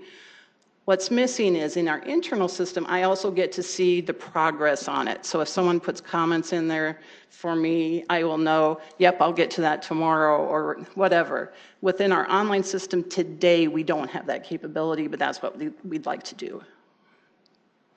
Just to give you more information. And well, I've heard people say, and this is maybe something for Bill O'Toole as well, but they would like to see an ombudsman created for citizen complaints, just to maybe be an intermittent entity between us and the citizens, that maybe something can be addressed. And people are certainly welcome to come straight to the council, and they certainly do. But having, some kind of, and maybe this thing that you already have in place is doing that, right? I guess we don't have any way of knowing how many people get resolved through contacting you directly right now, right? Well, the departments do. I mean, they can run reports to know how many requests did I receive last year and that kind of thing. It's not something that's posted online, but it's certainly something that could be shared with the council. That might be, maybe we can talk about that, because I think that would be helpful to just work together to develop the best customer service and responsiveness that we can. You bet. Thank you. Councilor Neitzer. There's a lot here, so I'm just going to cover a few things. The first thing I have to say is it was well known what my position on the city center was, but when I walk in there, that place is gorgeous. It's beautiful, so it's something to be really proud of, so job well done on that. And if Erin's out there somewhere, we'll say job well done to her, since she was a project manager. So it's a beautiful building, and I'm just really proud every time you go in there. So Thank you for that. It's very nice. Appreciate that. What is the city's position on, or where are you with file cabinets versus records? I mean, I don't know how many departments have file cabinets left, but if they do, can they digitize everything and put it somewhere? What's your position? That's the goal. My goal is to eliminate paper everywhere. Like I said, we have scanned and we have over 2 million digitized documents. We went through a formal RFP and hired a local firm, I think it was 2012, to start addressing this and on a mass scale because there was so much paper, especially in City Hall. Now, not to say that no scanning had been done prior to that, but we didn't have a vendor that could be used by all departments that was extremely efficient, like Source HOV ended up being for us. So, like I said, more than 2 million documents have been digitized. We got rid of more than 100 4-drawer metal file cabinets, eliminated, not needed anymore from City Hall alone. So there are still some file cabinets left, but I know most departments have been very good at utilizing that vendor. And it's not just creating PDFs, it's putting it into a enterprise-wide document management system, which means there are electronic file cabinets for all these different document types. And that we worked with, my IT analyst worked with all the departments, clerk's office also, to determine what is the proper way to store this type of document. Say it's an ordinance or a resolution. What are the key words that someone would need to search on, whether it's published date or what have you, ordinance number. So those are all in the electronic file cabinet that was created for that document type. And every document type has their own. So it'll be very easy, and it is easy to search within this document management software to find what you're looking for. So you don't need paper. It's so much more efficient than looking for paper. You can also do a clear text search, which maybe you're looking at meeting minutes or something and you're looking for some particular phrase or something. You can do it that way too.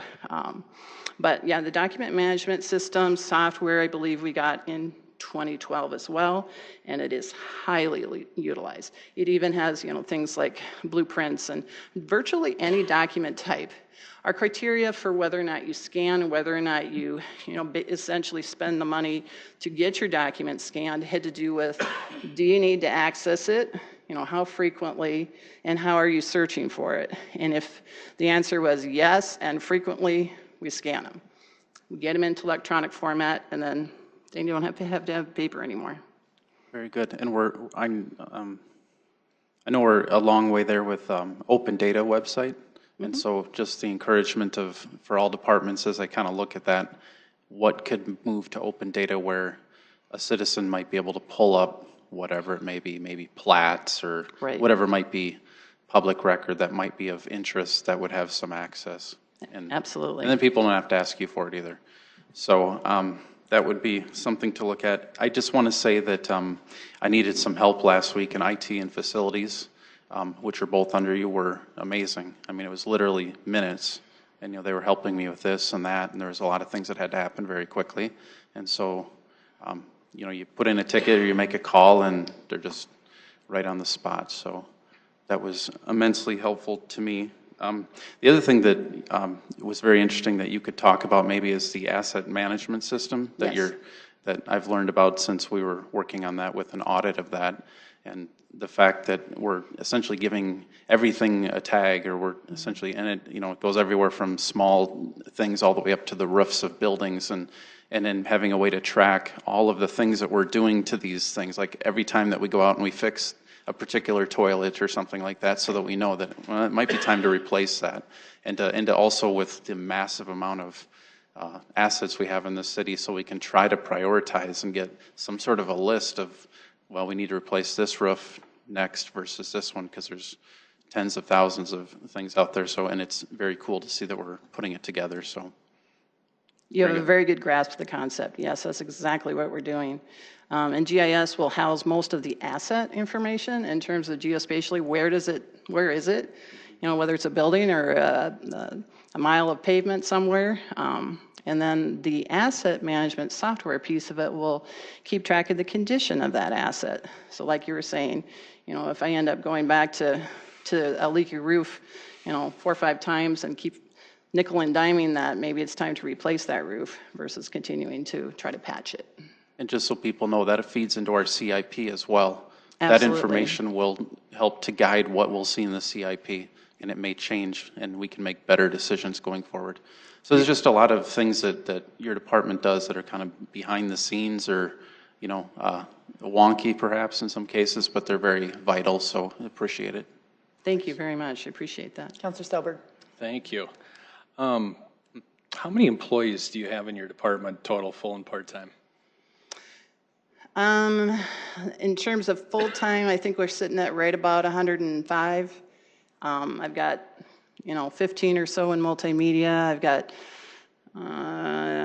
with GIS and IT, I think 34. With facilities, I think we'll be up to about 27 or so. And then likewise in fleet, somewhere around that number. And then part-time, we're just hoping to get rid of part-time altogether.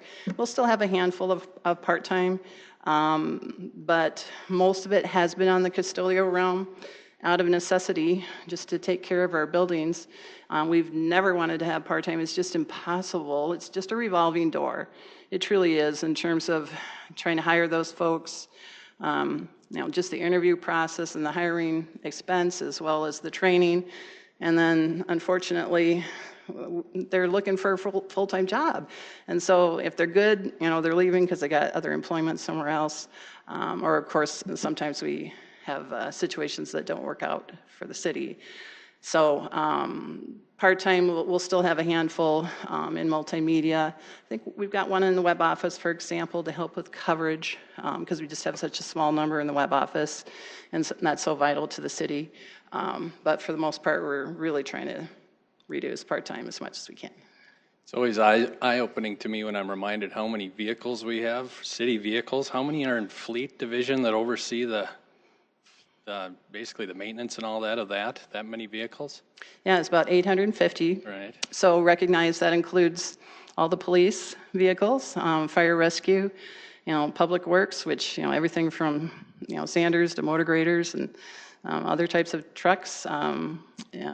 Certainly inspectors, for example, for planning department, and engineers. There's just a lot of, and as we become more and more mobile, we need those vehicles. My facilities guys, for example, are in the office, maybe half an hour in the morning, and then they're jumping in their trucks, and we've got them mobile and off, and servicing our 30-plus buildings. And they don't really have a need. They can access work ticket system remotely, certainly make phone calls, keep in touch with management, but they're off doing their jobs. As far as the people just keeping the vehicles on the road, how many people are in the shop working on, or if something goes wrong with the vehicle? I guess that was my question when you keep 800 vehicles. Oh, in terms of the mechanics? Right. 20, about 30 altogether, including, fire and police mechanics. Yeah, I have a couple, and it's a nonstop headache, so I can't imagine how you guys do it. But anyway, I was just curious. I never had heard the total number of employees. So, and I do concur with Councilor Neitzert's comments on the city center. What a facility. It's turned out beautiful. Thank you. Thank you. Councilor Starr. Yep. Thank you. Thank you, Director, for being here today. One of the things that I've been kind of harping on a lot, and I know the mayor's heard me a lot on this, but when you talked a little bit about body cameras, technology for our first responders, does your department look at grant opportunities? Is there someone that says, hey, this, there might be federal or state, or how do we manage that by a department level? Is that something we need to take a little closer look at? But yeah, the departments that, police, for example, I'm sure that they are looking for those federal dollars, at every opportunity. So it's not something that Central Services does, but certainly something the departments do on a very regular basis. Thank you. Welcome. Any other questions? I have a few, if not. When you talk about the custodial, I lived in Pierre and worked for state government for many years there, and they oftentimes utilized the women's prison for workers. Is that something that we've considered or looked at as far as kind of recidivism as well as time off. I don't know if there's a program like that or anything, but they did all custodial, and they came in and they cleaned all the state capitol buildings. It's not something that I've looked into. I know that for a while we did utilize some inmates for some grounds work, for example, but now that grounds work is no longer part of my purview.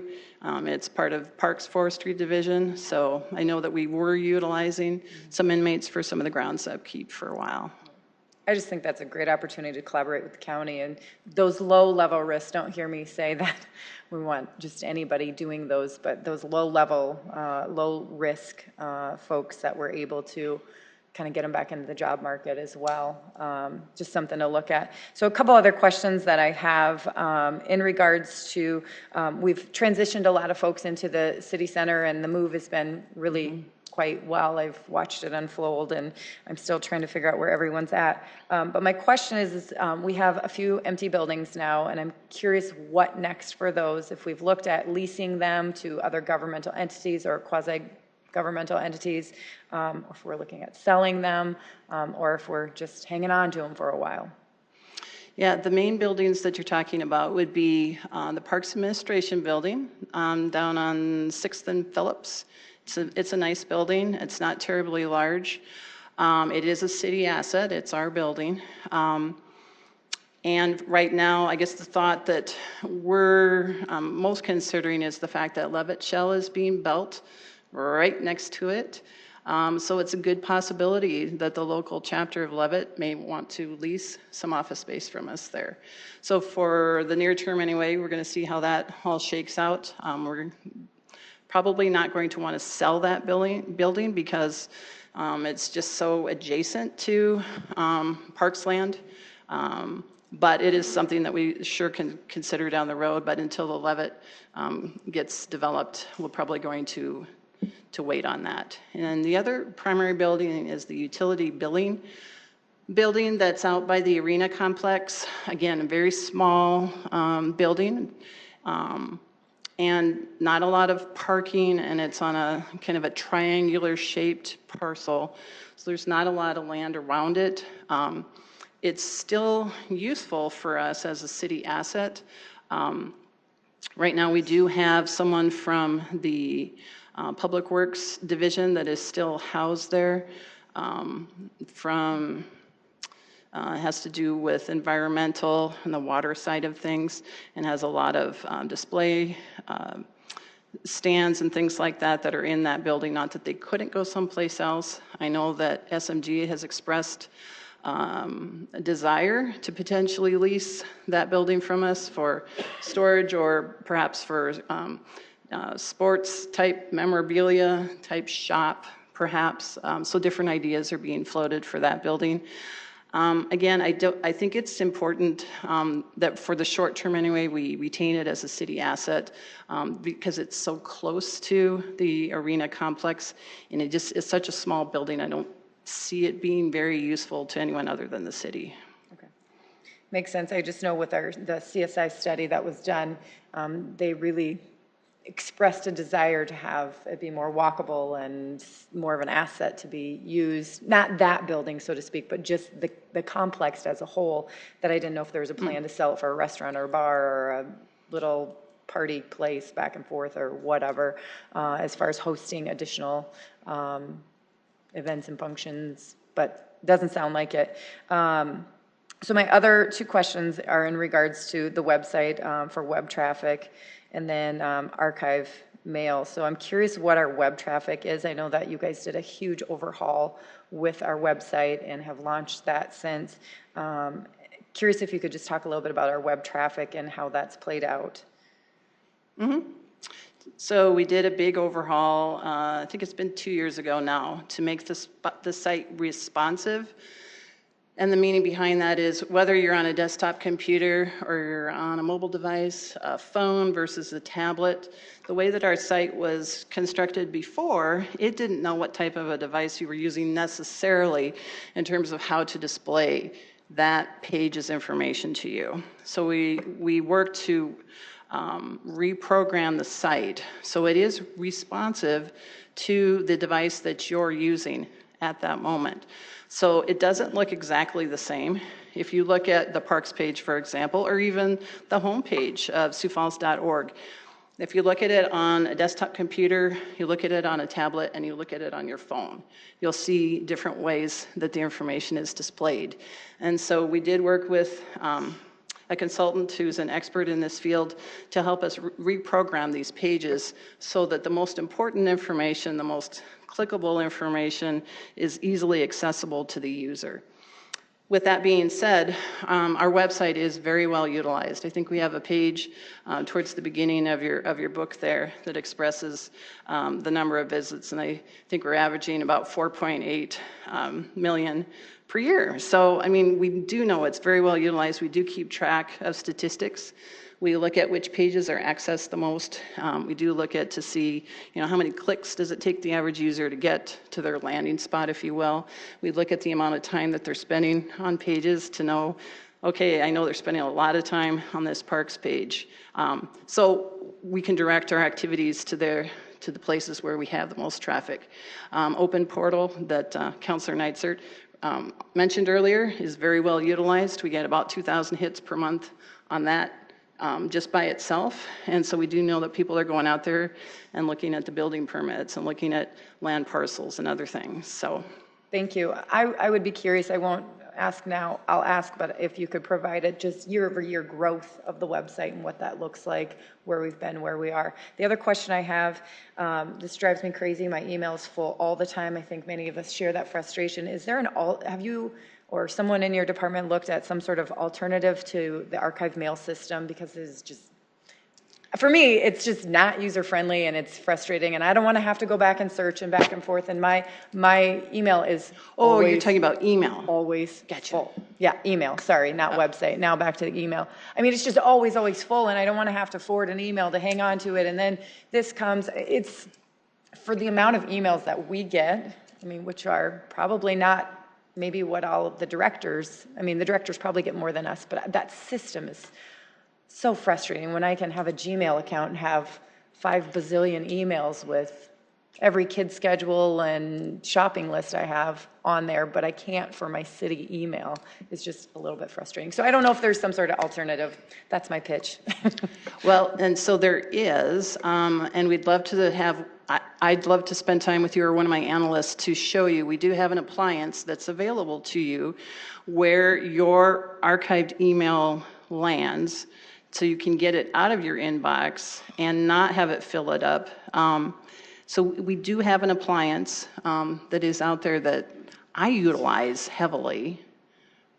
I'm not a techie person, so you're speaking foreign language to me right now, but we'll have to sit down and talk about it. I mean, I'm deleting and cleaning out email, and I know that I would hate for emails to be bounced back that I'm trying to respond or whatever. Councilor Neitzer. I think I can help you. I was getting full all the time, and you can submit a ticket to increase your mailbox size if you're filling up too often, and in fact, mine was increased, so it can be done. So for people like us that get tons of it, so now I don't have to, because I was getting that too. I mean, literally every couple of weeks it's saying you're out of space, and so I just have this enormous amount of emails. So they will increase it. It can be done. So if you're having a problem with that, maybe that would be good for others to know. Maybe they don't want everybody to know that, but there's actually a category in the self-service where you can click on it to ask for an increase in your quota.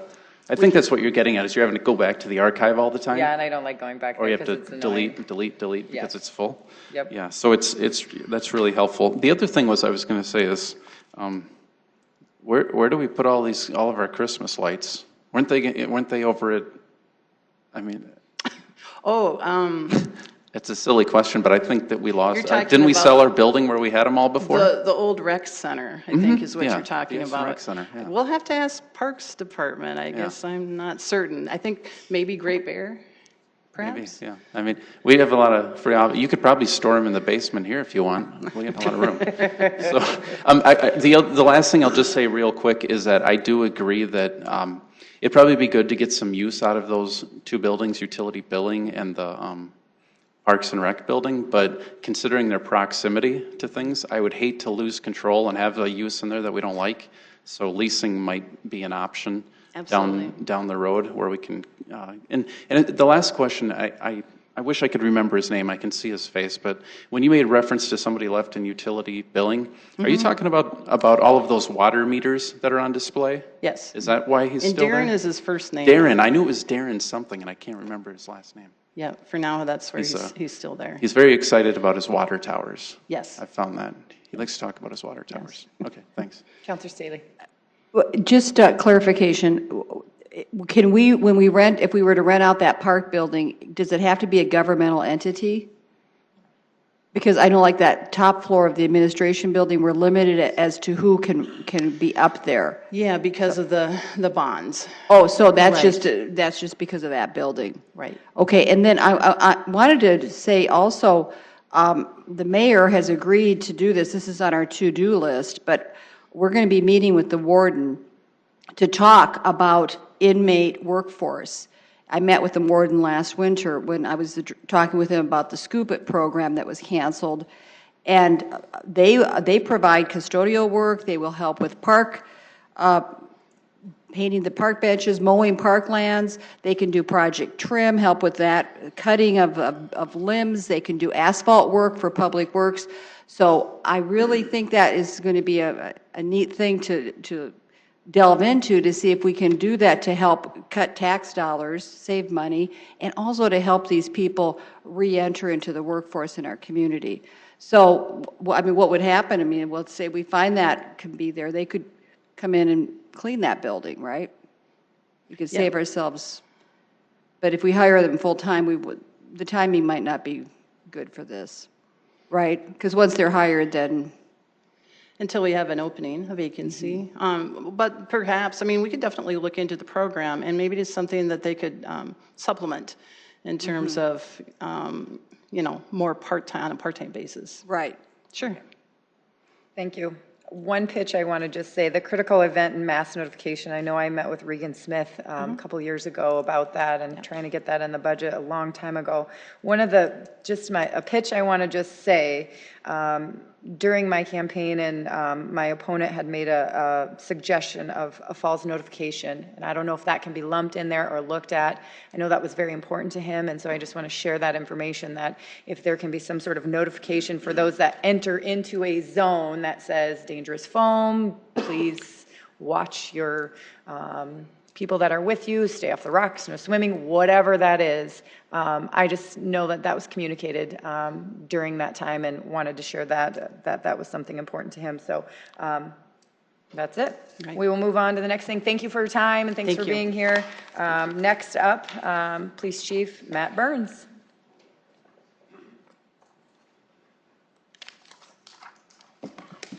Hello, councilors. Chief Matt Burns, thank you for this opportunity to present our 2019 budget. I will keep this as short as practical, but as long as necessary to answer all your questions. So our 2019 budget request amounts to an investment of $39 million across our operating and capital programs. The increase over our 2018 budget of approximately $2.5 million is largely due to contracted benefit increases and a request for 6 full-time employees consisting of 5 officers and 1 sergeant.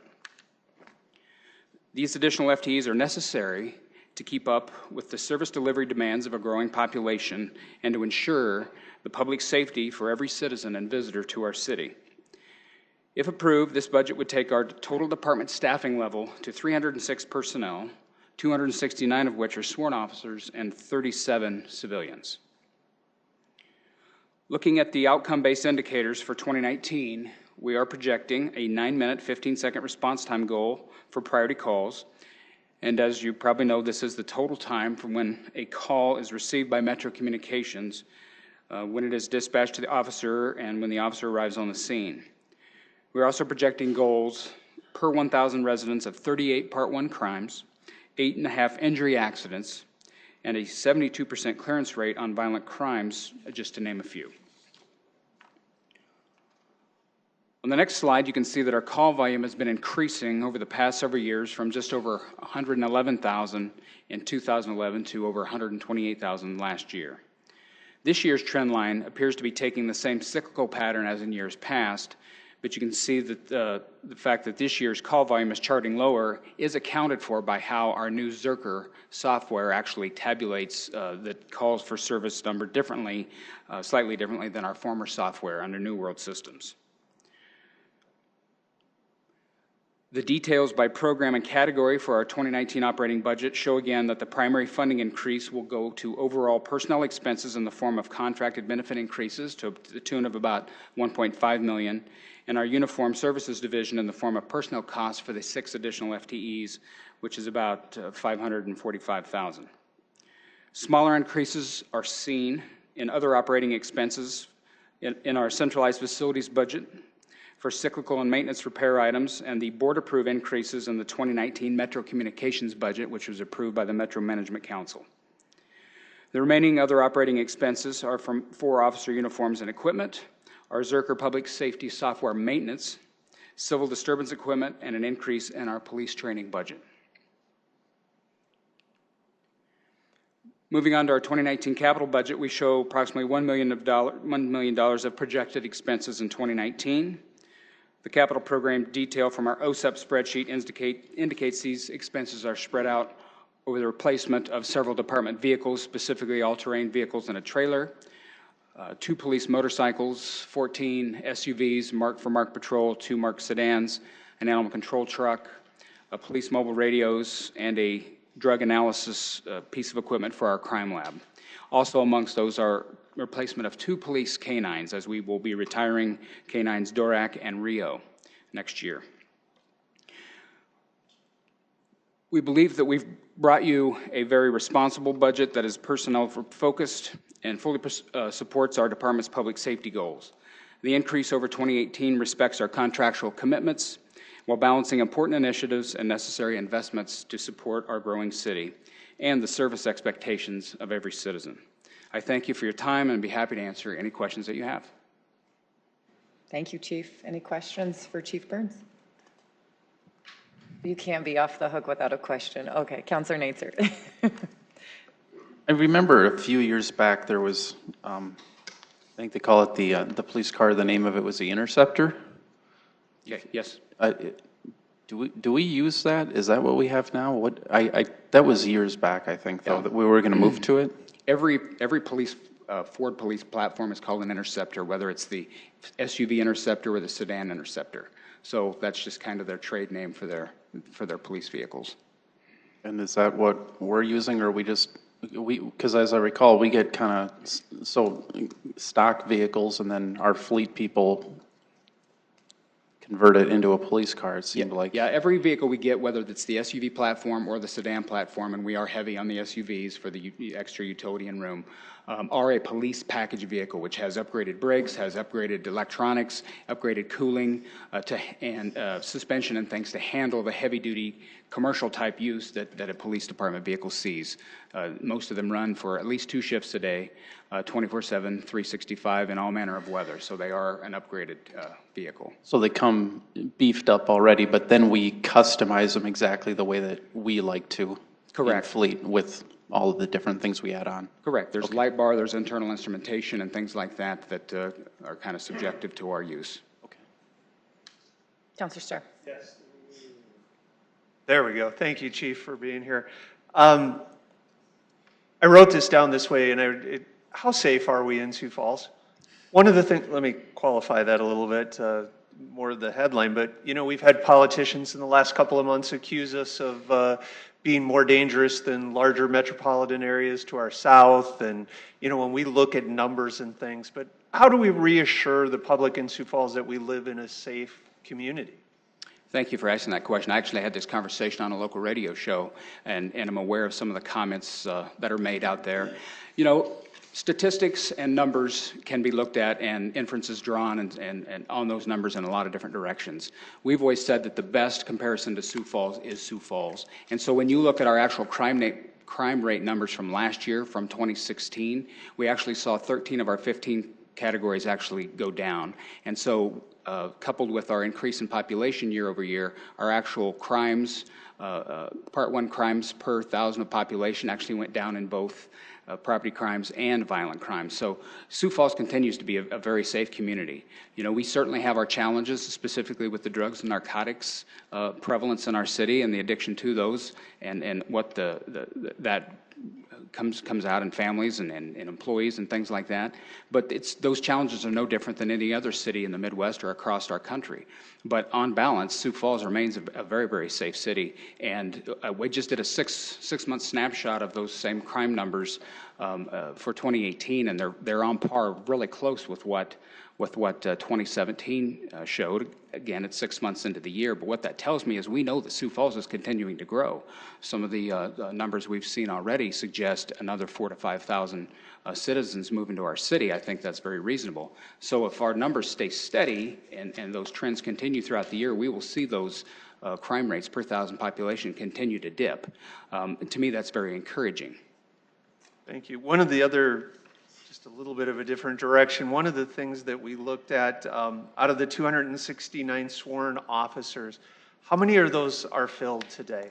How many of those are filled today? Well, our current allotment or budget authorities for 263, and we are very close to having those filled. You know, we had automatically at the beginning of this year seven more authorized spots to fill, 4 from your budget authority and 3 from a COPS grant. So, and we've had a few retirements this year and a couple officers that haven't made it through their training. It is a rigorous training and not everyone makes it through. So we are not at that target number, but we are within striking distance of it, and we continue to work with HR closely. We test every month and we continue to interview new applicants all the time.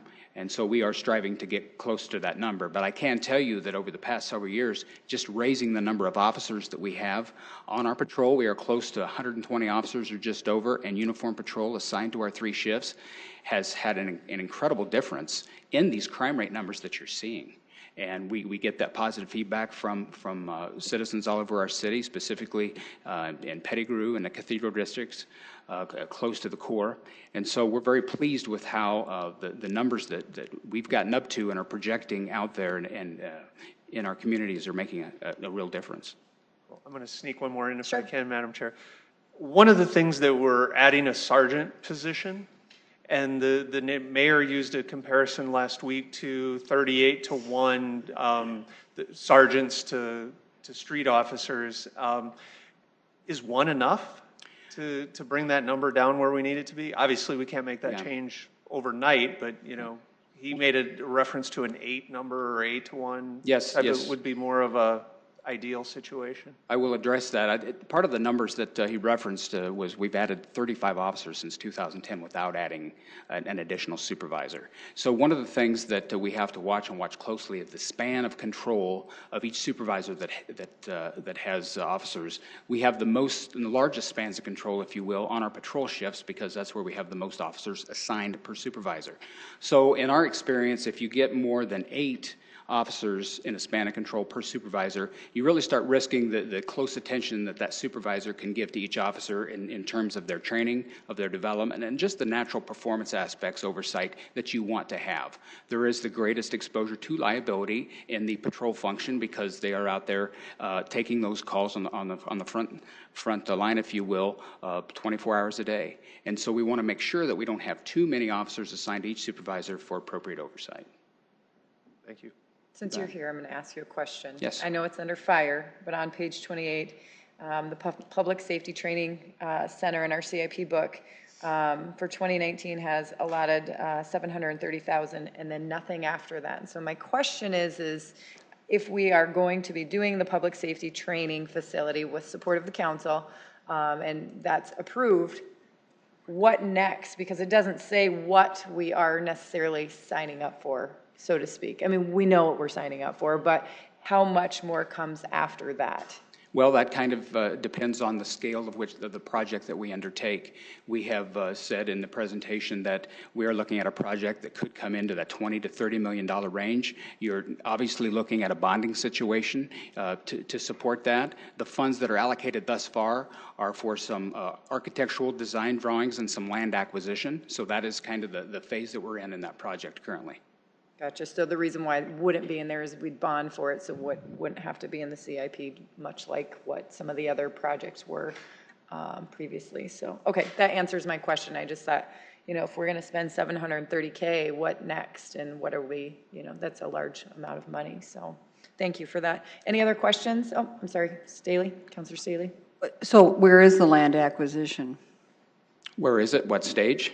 Where are you, have you found a location? We're currently looking at some areas that might be appropriate. The first thing we did was look at what city properties the city already owns, and to see if there would be something that has not already spoken for, encumbered, or, you know, looked at for future planning, and that even if those areas would have the sufficient size. Thus far, that list has been exhausted, so we're looking at other areas around Sioux Falls that might be appropriate. Have you exhausted that area out by the new Veterans Cemetery? Or is that still in consideration? The only thing that we've, I guess, exhausted has been this current city-owned properties. We haven't found one that was not already spoken for in a sense and had sufficient size. So other options are still open. Talking about safety and how appropriate to talk about it tonight when we're doing these neighborhood watch picnics. And I have to say that when I talk with people, first of all, they want responsiveness when they call 911. They want to see someone show up quickly. And the second thing is having people caring about each other in their neighborhoods. And what a shining example we have of those, like All Saints, Pettigrew Heights areas. I'm so impressed with what these people are doing to develop this networking system. And they have an email address list. I think over at Cathedral District, they've got like 1,000 people involved on their list. So that's really great because the police department cannot do it alone. We have to know who we're living next to and take care of each other. So I think you're doing an excellent job. I'm all for supporting more energy into the training and into the ability to respond to all parts of our community. I did want to ask you about riot gear. And you want to get some, okay, so why would you want riot gear? What are you thinking is going to happen? Sure. The term that is used in the current environment and training for that is called mobile field force. And so in 2015, when I was appointed as chief of police, I asked our team to review all the hazards that we face, not only as a department, but as a city, and to look outside, you know, our region, but to our peer agencies across the country and see what are they facing. Well, clearly more and more we're seeing, and we see it in the news today, that one of the threats that cities facing, especially our size and greater, are that of a civil disturbance. And so that is the kind of the jargon or lingo that we use to describe that. We need only look across our northern border into North Dakota to see the expanse and the time that a civil disturbance, protracted civil disturbance can take and the effect it can take on law enforcement with the Dakota Access Pipeline.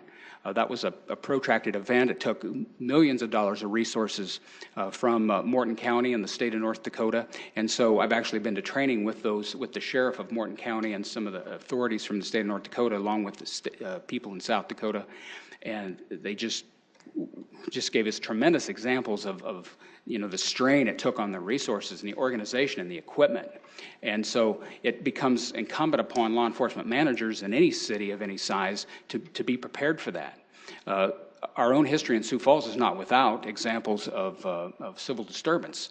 In the 70s we had that, and we had police department deployed in the AIM situation. We've seen labor situations with John Morrell in the past turn into a situation where police had to be involved. And so one need only look around in the environment in our country to show that it's not a luxury to have these items. It's a necessity for a growing city of our profile and our size to be able to have a police that are trained and equipped to defend life and property if we should have a civil disturbance.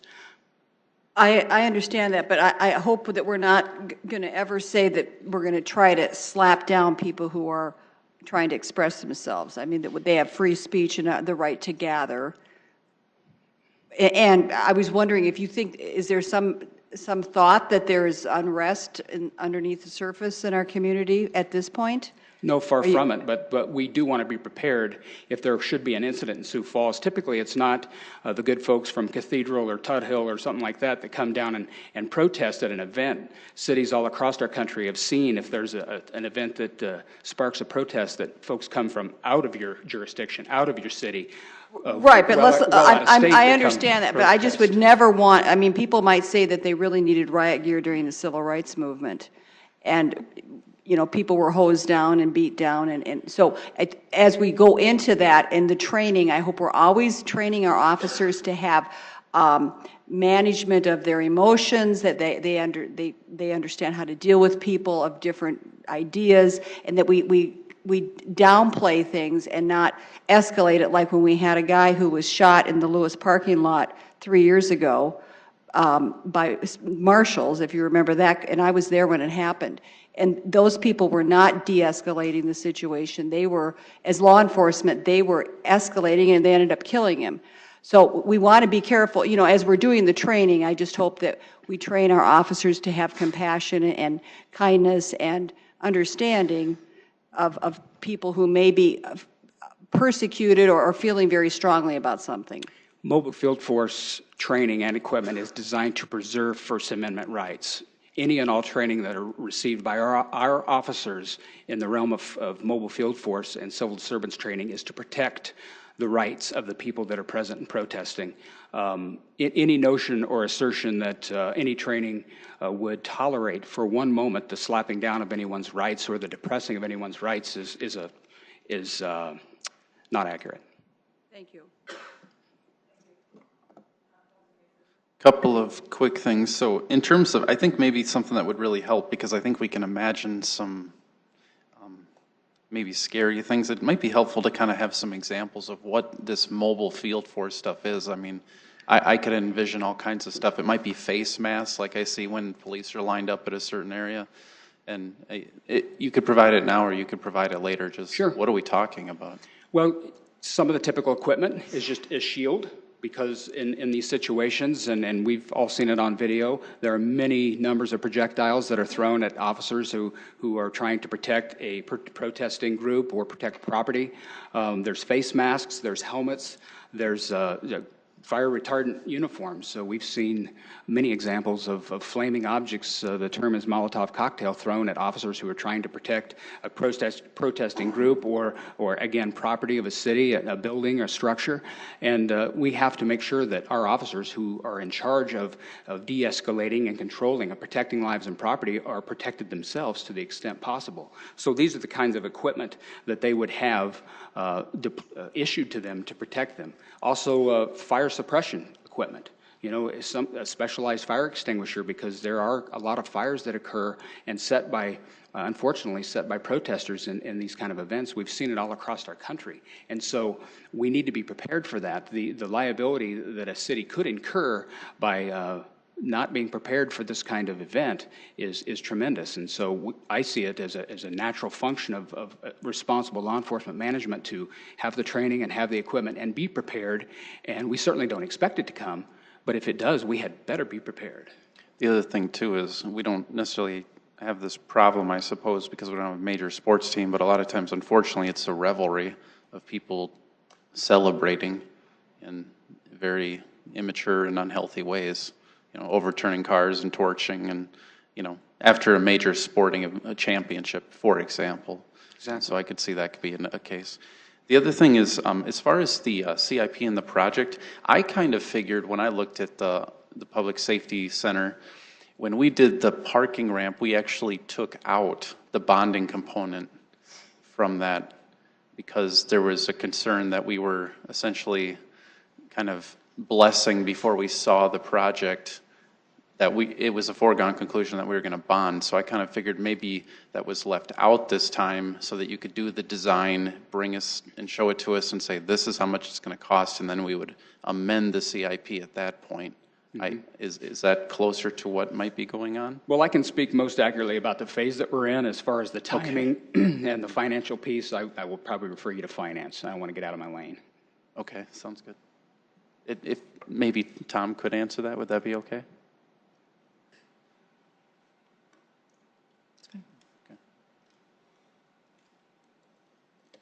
you've essentially answered it fairly accurately. We do put the design money in, the land money in. We do plug into the cash, on the cash basis in the capital program, the debt service payments for those bonds. So you can see on page 159, you will notice that we did program in future debt service payments beginning in 2020. But you're correct, the project will actually be amended in at the time when we know what the true cost, or at least a closer estimate of what the true cost and scope of the project will be. Thank you. Any other questions? I'll say this, one thing that you said stuck with me when we talk about this particular gear, that this is not a luxury, it's a necessity. And I hope we all keep that in mind, that this is something that you have researched and your team needs. And this is a tool that the police department needs for not just their protection, but for also the protection of something that may happen. I hope we never have to use it. I hope that equipment sits there and we never have to use it.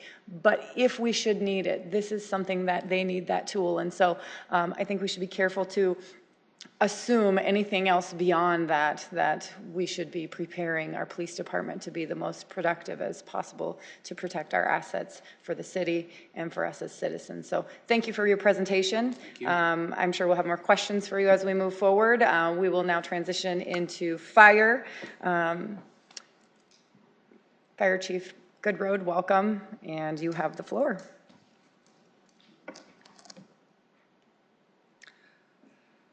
Well, good afternoon, councilors. Fire Chief Brad Goodroad here to present Sioux Falls Fire Rescue's proposed 2019 budget. Fire Rescue's proposed 2019 budget is $31.3 million, of which $28.5 million is for operational expenditures and $2.8 million is for capital expenditures. With these funds, Fire Rescue is able to accomplish the following for our community. Maintain an insurance or ISO rating of 1, which we received in 2016. The rating scale of 1 to 10, with 1 being the best or the highest. The rating evaluates community risk and department's ability to respond and react to these risks, with the potential to lower insurance premiums for both businesses and homeowners. Maintain the status of an accredited fire department. We're one of only 56 departments in the nation that are both accredited and have an ISO rating of 1. Accreditation looks at all aspects of service delivery, including response times, deployment strategies, training, community risk, water supply and infrastructure, and industry best practices. And we collaborate closely with Public Works, GIS, and Metro Communications to complete this comprehensive self-assessment. We operate 11 fire stations that are staffed 24 hours a day, 365 days a year, with a total of 208 personnel, and 195 of those are uniformed. We operate as an all-hazardous department by providing urban search and rescue and hazmat. We conduct over 3,200 building inspections to ensure all buildings meet fire code. So every commercial structure is inspected each year. These include engine company surveys and yearly inspections. We have a goal to respond to 90% of our emergency calls within 8 minutes, 21 seconds, which does include the dispatch time, turnout time, and travel time. In 2017, we responded to 90% of our emergency calls in 10 minutes and 19 seconds. We have a goal to keep property loss from fire below the national average of $4.4 million annually. Fire loss through July 2018 is $4.1 million. Fire loss in 2017 is $4 million, and 2016 was $4.4 million. We have a goal to save 98% of property that has been exposed to fire. Through July 2018, we've saved an estimated $77 million of property. In 2017, we were able to save $256 million in property and contents from fire.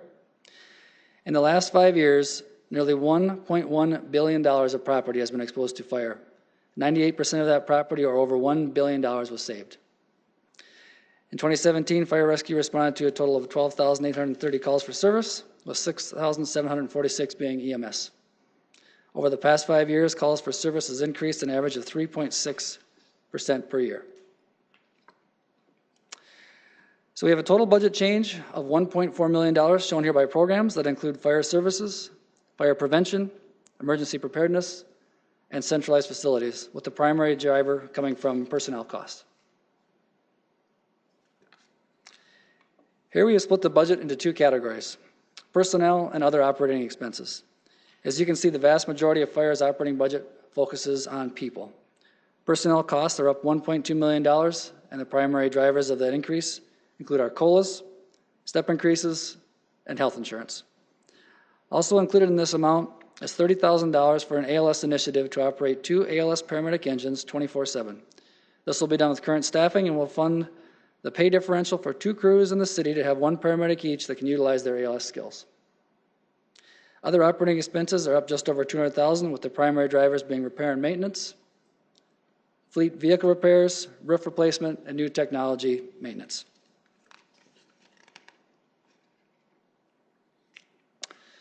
Now looking at the budget by program, the fire service programs in addition to firefighting include fire training, which includes delivering cadet academies, delivering multi-company drills, in-station training to all members, and conducting certification classes. EMS, in 2017, we responded to 6,746 EMS calls. Wildland, in 2017, we had resources deployed to 11 large wildland fires across the state and region, including South Dakota's largest, the Legion Lake Fire. Hazardous materials, in 2017, we responded to 383 hazardous materials calls. Urban search and rescue, which includes water rescue, rope and high angle rescue, trench, confined space, and structural collapse. Child passenger safety seats. We conduct checks for proper installation and provide seats to those providing financial aid. In 2017, we installed more than 225 car seats and checked another 465 seats for proper installation. And CPR training. In 2017, we provided CPR training to 5,556 members of our community. In 2017, our fire prevention program conducted 3,255 annual inspections for engine crews and inspector staff, 1,800 permit inspections, including new construction, which cumulatively totals over 5,000 inspections annually. Fire prevention investigated 222 fires to determine cause and origin. They've educated 10,650 students about fire prevention and safety in our school system, reviewed 400 construction plans, and installed over 400 smoke alarms to those in need. Our emergency preparedness program. City maintains an emergency operations center in the law enforcement center and a multi-agency coordination team to coordinate large-scale multi-agency disaster response. Emergency management conducts planning and coordination with numerous agencies at the city, county, state, and federal level to guide large-scale emergency response and recovery operations in our community. We support special event organizers with severe weather, security, EMS planning when hosting events in our city parks and downtown. Emergency management works with several response agencies to develop and conduct disaster exercises and drills throughout the year. And the city maintains a system of 77 outdoor warning sirens, with another added yet this year. Now for our capital budget. Fire Rescue's total proposed capital budget in 2019 is $2.8 million. Capital projects budgeted for 2019 include construction of a modular, portable training center burn building, land purchase and design for new joint public safety training center, design for the construction of fire station number 12, and replacement of generator for station 7. We'll be replacing a number of vehicles, including 2 battalion vehicles, a fire truck, a pickup, and a wildland truck. We will also be replacing 2 inflatable multi-use decontamination systems, 2 SCBA refill stations, hazmat detection device, 2 outdoor warning sirens, and an apparatus pump test trailer. Be happy to answer any questions at this time. Thank you, Chief. Any questions? Councilor Neitzer. I'm just curious, if I looked back 50 years just in your world, if you looked at structure fires, maybe, I don't know what the metric could be, how many structure fires per 1,000 structures or something like that, what would the trend be that I would see if I looked 50 years ago versus today? It seems like it must have declined significantly. But. Right. You would see a decline, in per capita or per number of buildings. What you do find then today is they're more dangerous because of the building construction types, the materials that are in there, the materials that burn. 50 years ago, it might have been just mainly wood. Now you have a lot more toxic, harmful environment.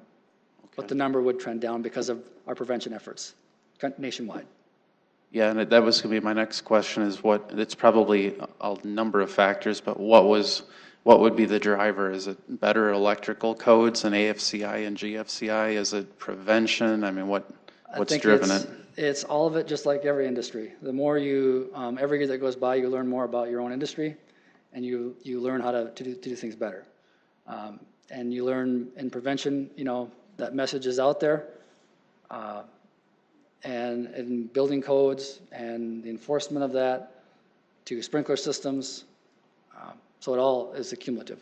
And so jumping to a separate thing, fire prevention and the staff that was on the third floor of City Hall, did they move to the city center or somewhere else? I can't. They are still in City Hall, but they're on ground floor. Oh, they're on the ground floor? Yep. Okay. Down with behind parking somewhere or somewhere in there? Or?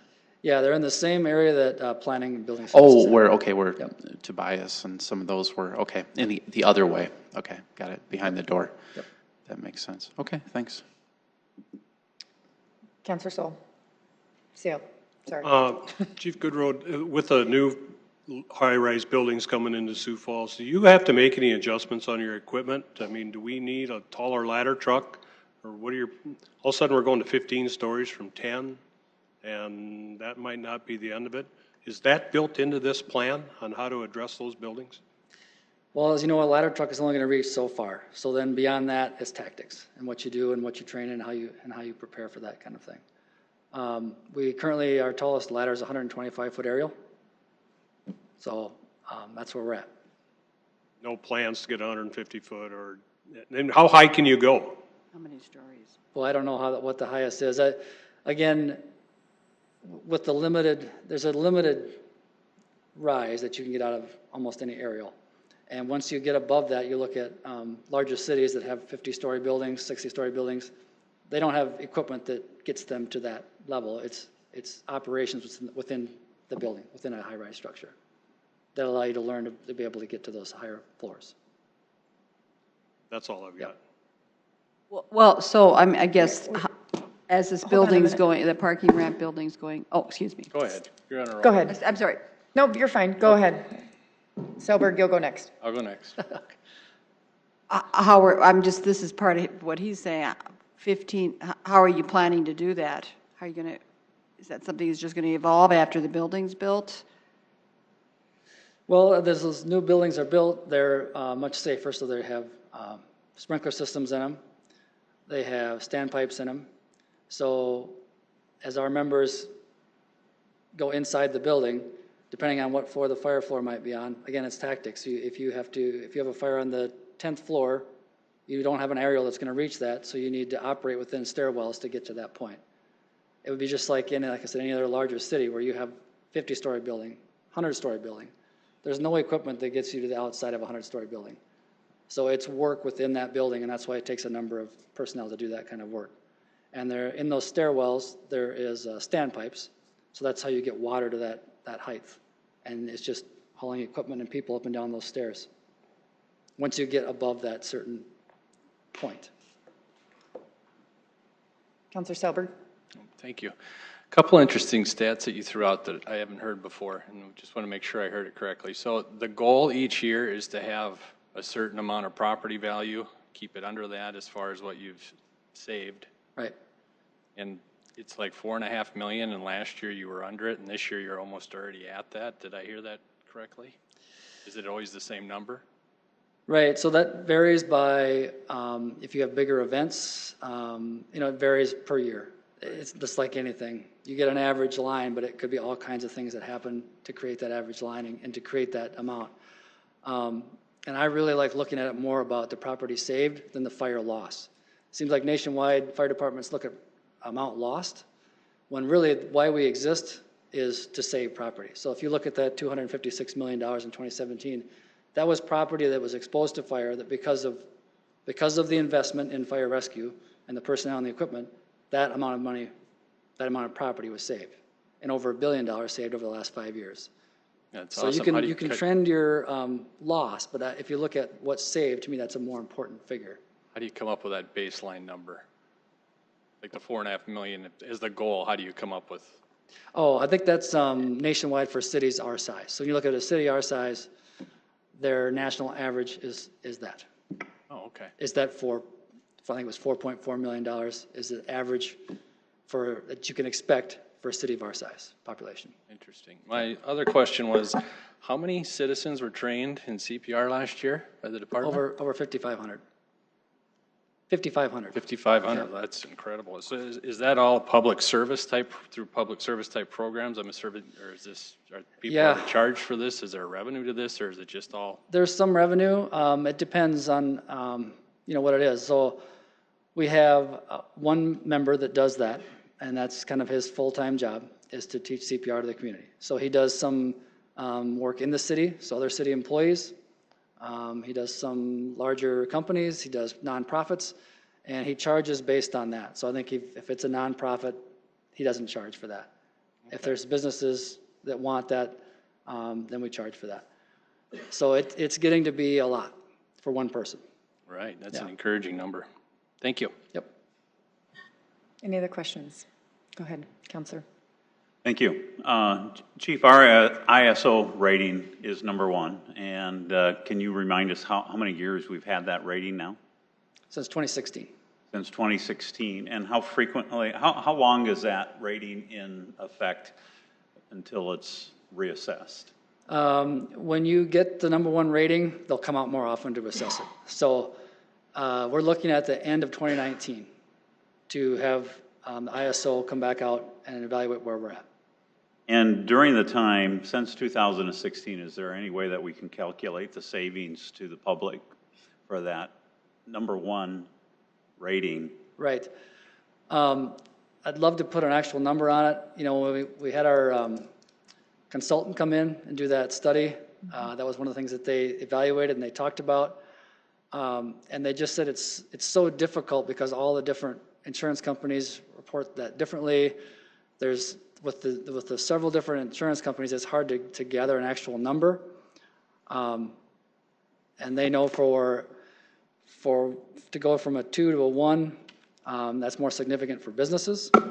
So then again, those different businesses, they talk that can be in up to $1 million or in the millions of dollars that's saved. But I don't have the actual statistics of what that is because it's so difficult to obtain that through the insurance companies. They don't really release what that is. Is it safe to say that training for personnel has a big factor with attaining that ISO rating of 1? Right. You have to have a facility. You have to train. That's a big component of the scoring within that, as well as personnel. And the lack of the availability of some of our current training facilities, what impact could that have? So we have to have some sort of burn structure, and that's what you see in that CIP, that kind of temporary portable structure to check that box. And we'll be able to utilize some of the other things out at the current facility, but it's very important to have that structure in there. And again, that is something that is modular and is not necessarily portable like on a trailer, but it is movable. So that money won't be wasted. We could take that same structure and put it on a new campus. Thank you, Chief. Yep. Good job. Counselor Neitzer. Couple of follow-ups that I thought of, and they're on the polar end of the spectrum, and you'll see why when I ask it. The first is, how much of an issue do we have or not have with arson or arson for profit? I mean, I see maybe a car fire occasionally, but it doesn't seem like I see, at least publicly, that structures necessarily. And then the other question with that was, do we have arson investigators, or do we bring in like DCI to do that? Yeah, so as far as you're saying for profit, is that what you said? Well, arson or arson for profit. When I say arson for profit, somebody burns down their house for the insurance money or something like that. I'm thinking like forensic files or something, but So. Yeah. Maybe Dean can speak better to that if he's here. But it exists, and it's in the community. And as far as the investigators, we bring in outside help with that too. So in conjunction with our team, police team, and state resources come in to investigate those. I mean, do we have like arson investigators, people with that job title in the city, or is that left to other entities like DCI? Ours is a little more origin and cause. Am I accurate there?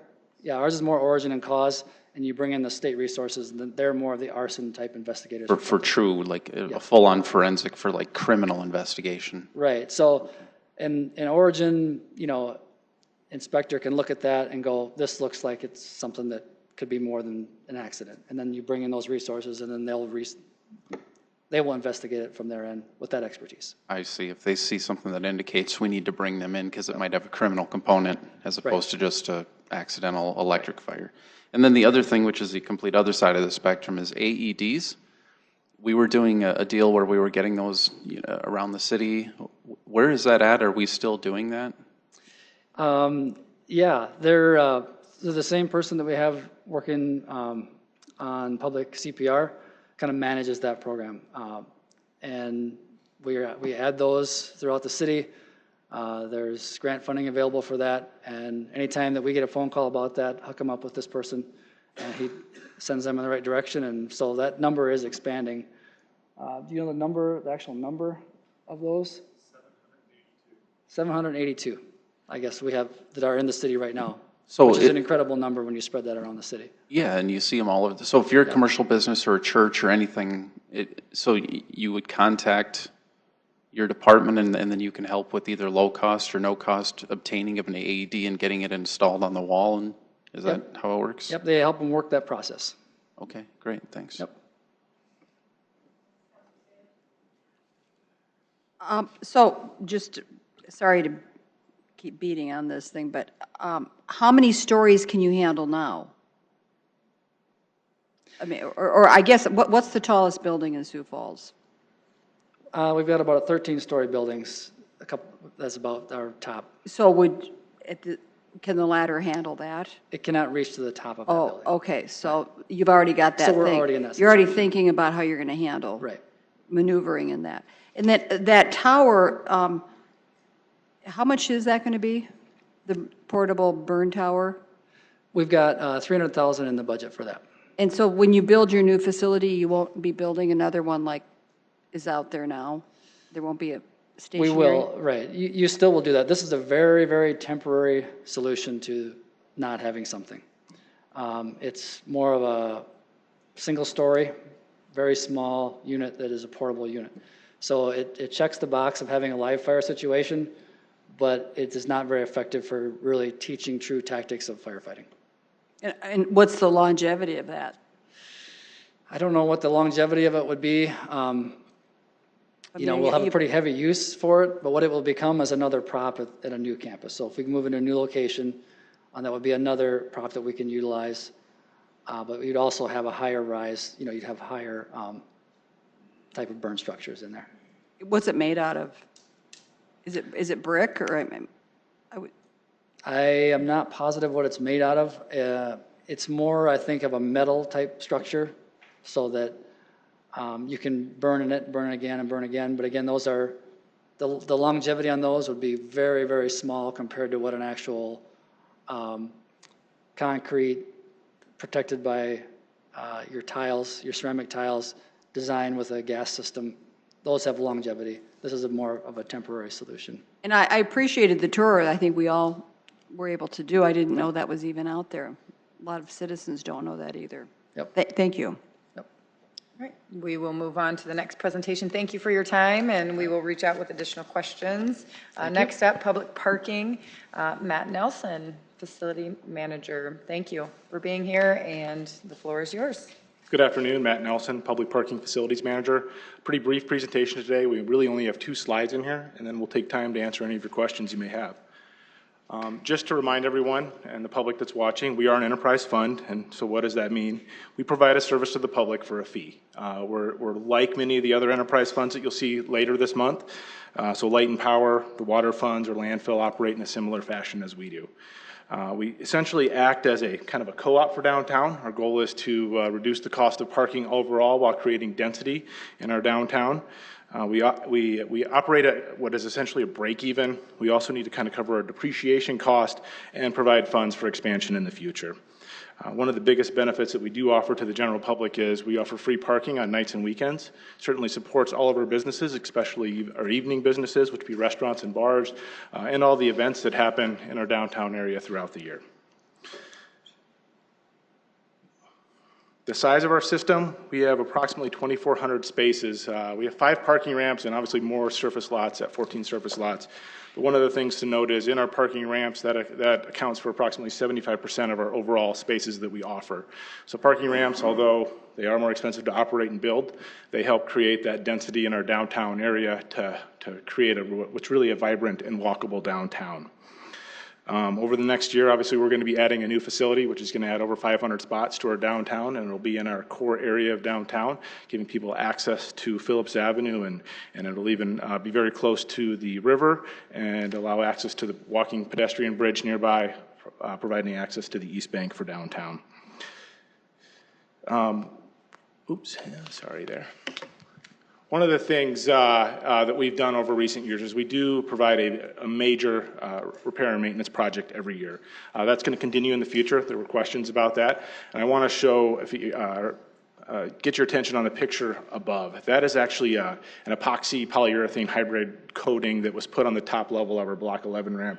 That ramp's about 38 years old. Our goal is to get 70 plus years out of that facility. And the type of maintenance that we're doing on that now is really more on the preventative side. It's not like we're fixing emergent issues that are emergency.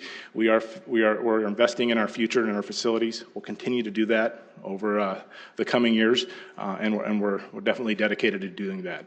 The other thing that we want to invest in the coming years is more technology. So one of the things in the parking industry that continues to be a struggle is we've got companies that didn't exist 5 years ago that are now industry leaders. We have companies that were industry leaders for 70 or 80 years that are now bankrupt or being sold. So it's a struggle at times to find the right company, the right software to invest and bring to our downtown. So we're working through that, but to get ready for that, we are investing in our facilities. We now have high-speed fiber lines at every one of our facilities in the downtown, which is the backbone to providing new technology and all of our facilities. And we're also working to integrate with other facilities that are other softwares that the city uses. We're actually integrating with the access control system citywide, which is Gallagher, in many of our facilities. We're adding cameras throughout our facilities. We now have cameras in 3 of our 5 facilities.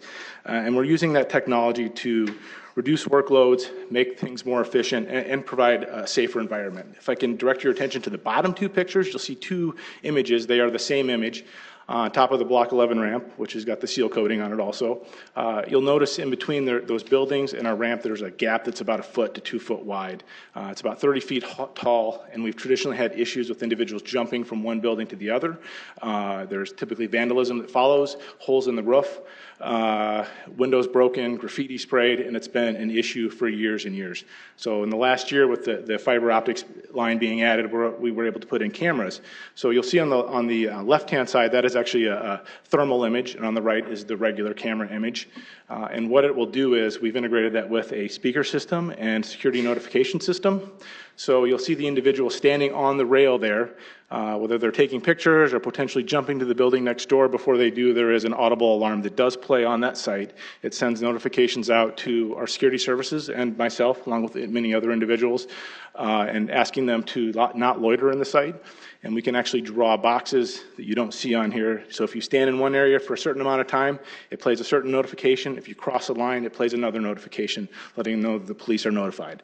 So this is how we're using technology to make our systems more efficient and safer while we can't have people on site. Currently, our system is leased at 97%. Our goal for the year is 100%. We were projecting 100% last year. We're seeing a reoccurring theme from many businesses downtown. We've had a lot of businesses that will sit on leases or hold them for new employees. Many of those businesses have started to turn those in because they're really struggling to find employees to work downtown. And it's not because it's downtown, it's just because our workforce, it's so difficult to find good employees. The same problem we're having at the city. So we've had some businesses turn in maybe 20 leases or 10 leases here and there, which has created a little bit of room, which is good. But it does leave us at 97% instead of 100%, and it has a slight impact on our revenue. Going through our budget for next year. On the revenue side, obviously we have an impact from some of the leases being turned in. We've used a very conservative approach in projecting some of our meter revenues. And on the expense side, we've seen some reductions also. We've had new employees start at lower pay grades, and then also with employees going to the South Dakota retirement system, that's also reduced some of our expenses. For our capital projects over the next year, we do have $60,000 allocated for a potential capital project, if it comes up last minute, it allows us to invest in that or make improvements as needed. We have $150,000 budgeted for parking access and revenue control systems, essentially access controls and gates. We have 2 new vehicles also being replaced in 2019. I'm happy to take any questions you may have at this time. Thank you, Matt. Councilor Neitzert? Yeah, I had learned months ago that I hate to even encourage people, but that there was building jumping going on. It was that young people are doing that downtown, including off of our ramps. So it's good that we're doing something to try to monitor that and mitigate that, not just because of the human toll that could happen, but probably the enormous liability that we could look at. So I was in Duluth a few weeks back, and I was just curious. In their core downtown, a lot of it, they had traditional old-style meters, but in other parts, particularly out by the water, they had, I guess you would probably call them pay stations. You know, it just each one, rather than a meter, it just had a number, and it just said your number is whatever, and you walked over to the little station and you would pay. And you could do it on your phone. So I downloaded an app, and I was able to buy my time on the app or whatever. Have you thought about, I think we've maybe discussed this in the past, what are the pros and cons of going to pay stations versus messing with the meters for you and for the patron? Sure. So you will see pay stations this year. So they will not be on street, but they will be in one of our parking ramps. They'll be at the pavilion ramp. So we are upgrading that equipment. We're slightly behind our schedule because there was a project that was canceled. We had to rebid it. The bids came in today. What the advantages are, it's kind of a centralized location to pay. The apps are a great upgrade to that because you can do it potentially from your car. There's 3 systems that you typically see. It's either pay by space, pay by plate, your license plate number, or pay and display. So we're looking at a pay by license plate system. So you'll have to remember your license plate. You won't be that far from your car in this facility, so it should be pretty simple. So that's one of the disadvantages. You have to remember a plate, or you have to walk back to your car, or you have to remember a parking space number. We did look at those for Main Avenue and the Main Avenue diet. We really struggled to get enough parking spaces per pay station to make it cost effective. It was actually cheaper to put in single space pay meters with credit cards in them as a result of that. And then that's actually a better convenience for the customer. They get out of their car, they pay right there. Okay, and then, I mean, anything where you could move towards, and I know you have the card now and stuff too, it would be really cool if any of them would support, again, app-based or phone-based where you could just pay that way too somehow. I don't want to spill all the beans. We're working on it. Okay. So the equipment we have that's coming in is capable of doing that, and we're looking at how we can integrate it with all of our single-space credit card meters downtown. And then the last thing, tell me about, so the fee structures you have right now, both in the meters and in the ramps. Now, the ramps have different price points based on supply and demand. What latitude do you have? Do you have something in ordinance that says there's a maximum that you can go, or are you allowed to change some of those? What latitude do you have without coming to us? And then as far as the parking meters go, where's your latitude? How far can you go before you have to come back to us? The ceiling for lease parking is $89 per month that we could do it administratively, essentially, and the parking meters are at $1.50 per hour would be the maximum that we would be able to raise it to. And don't quote me because I haven't looked at the ordinance for a while, but I'm pretty sure that's where it's at. And did you have, I can't remember, do we have anything baked in for as far as any automatic increases or where are we at with that? So that is in the budget. We're looking at a 1 to 3% increase per location. You're looking at a $1 to $2 increase depending on where you're at in our parking system. And that's already been authorized and yes, you have the ability to do that? Yes. Do you have any projection to come back to ask for any more rate increases in the short term? These rate increases take us, in our projections, 15 years out, take us through the full bond. There are no immediate plans to come back and ask for any increases. If there's anything I would say we may need to increase, it would be something more like meter bags, not necessarily meter rates or lease rates, just because they are extremely popular. They take up a lot of customer parking, and we have a lot of contractors downtown right now using those. What is a, I'm sorry, I'm sorry. What is a meter bag? So when a contractor comes in, rather than feeding a meter all day, we do issue what is a contractor bag or a meter bag. They go out and put a hood or meter hood over the meter, and they reserve it for themselves for the entire day, which is certainly a good service to provide for our contractors. But a lot of times you see them being used more for parking rather than somewhere where you're just working out of where you have to work out of your truck. And we want to keep those spots open for customers coming down to shop and eat at restaurants. Interesting. Okay, thanks. Any other questions from the council? Seeing none, thank you for being here. Appreciate your time. That does include the presentations. I'll open it up for public input at this time. Anyone here for public input to speak on any of the presentations today? Seeing none, we will adjourn this meeting. Thank you.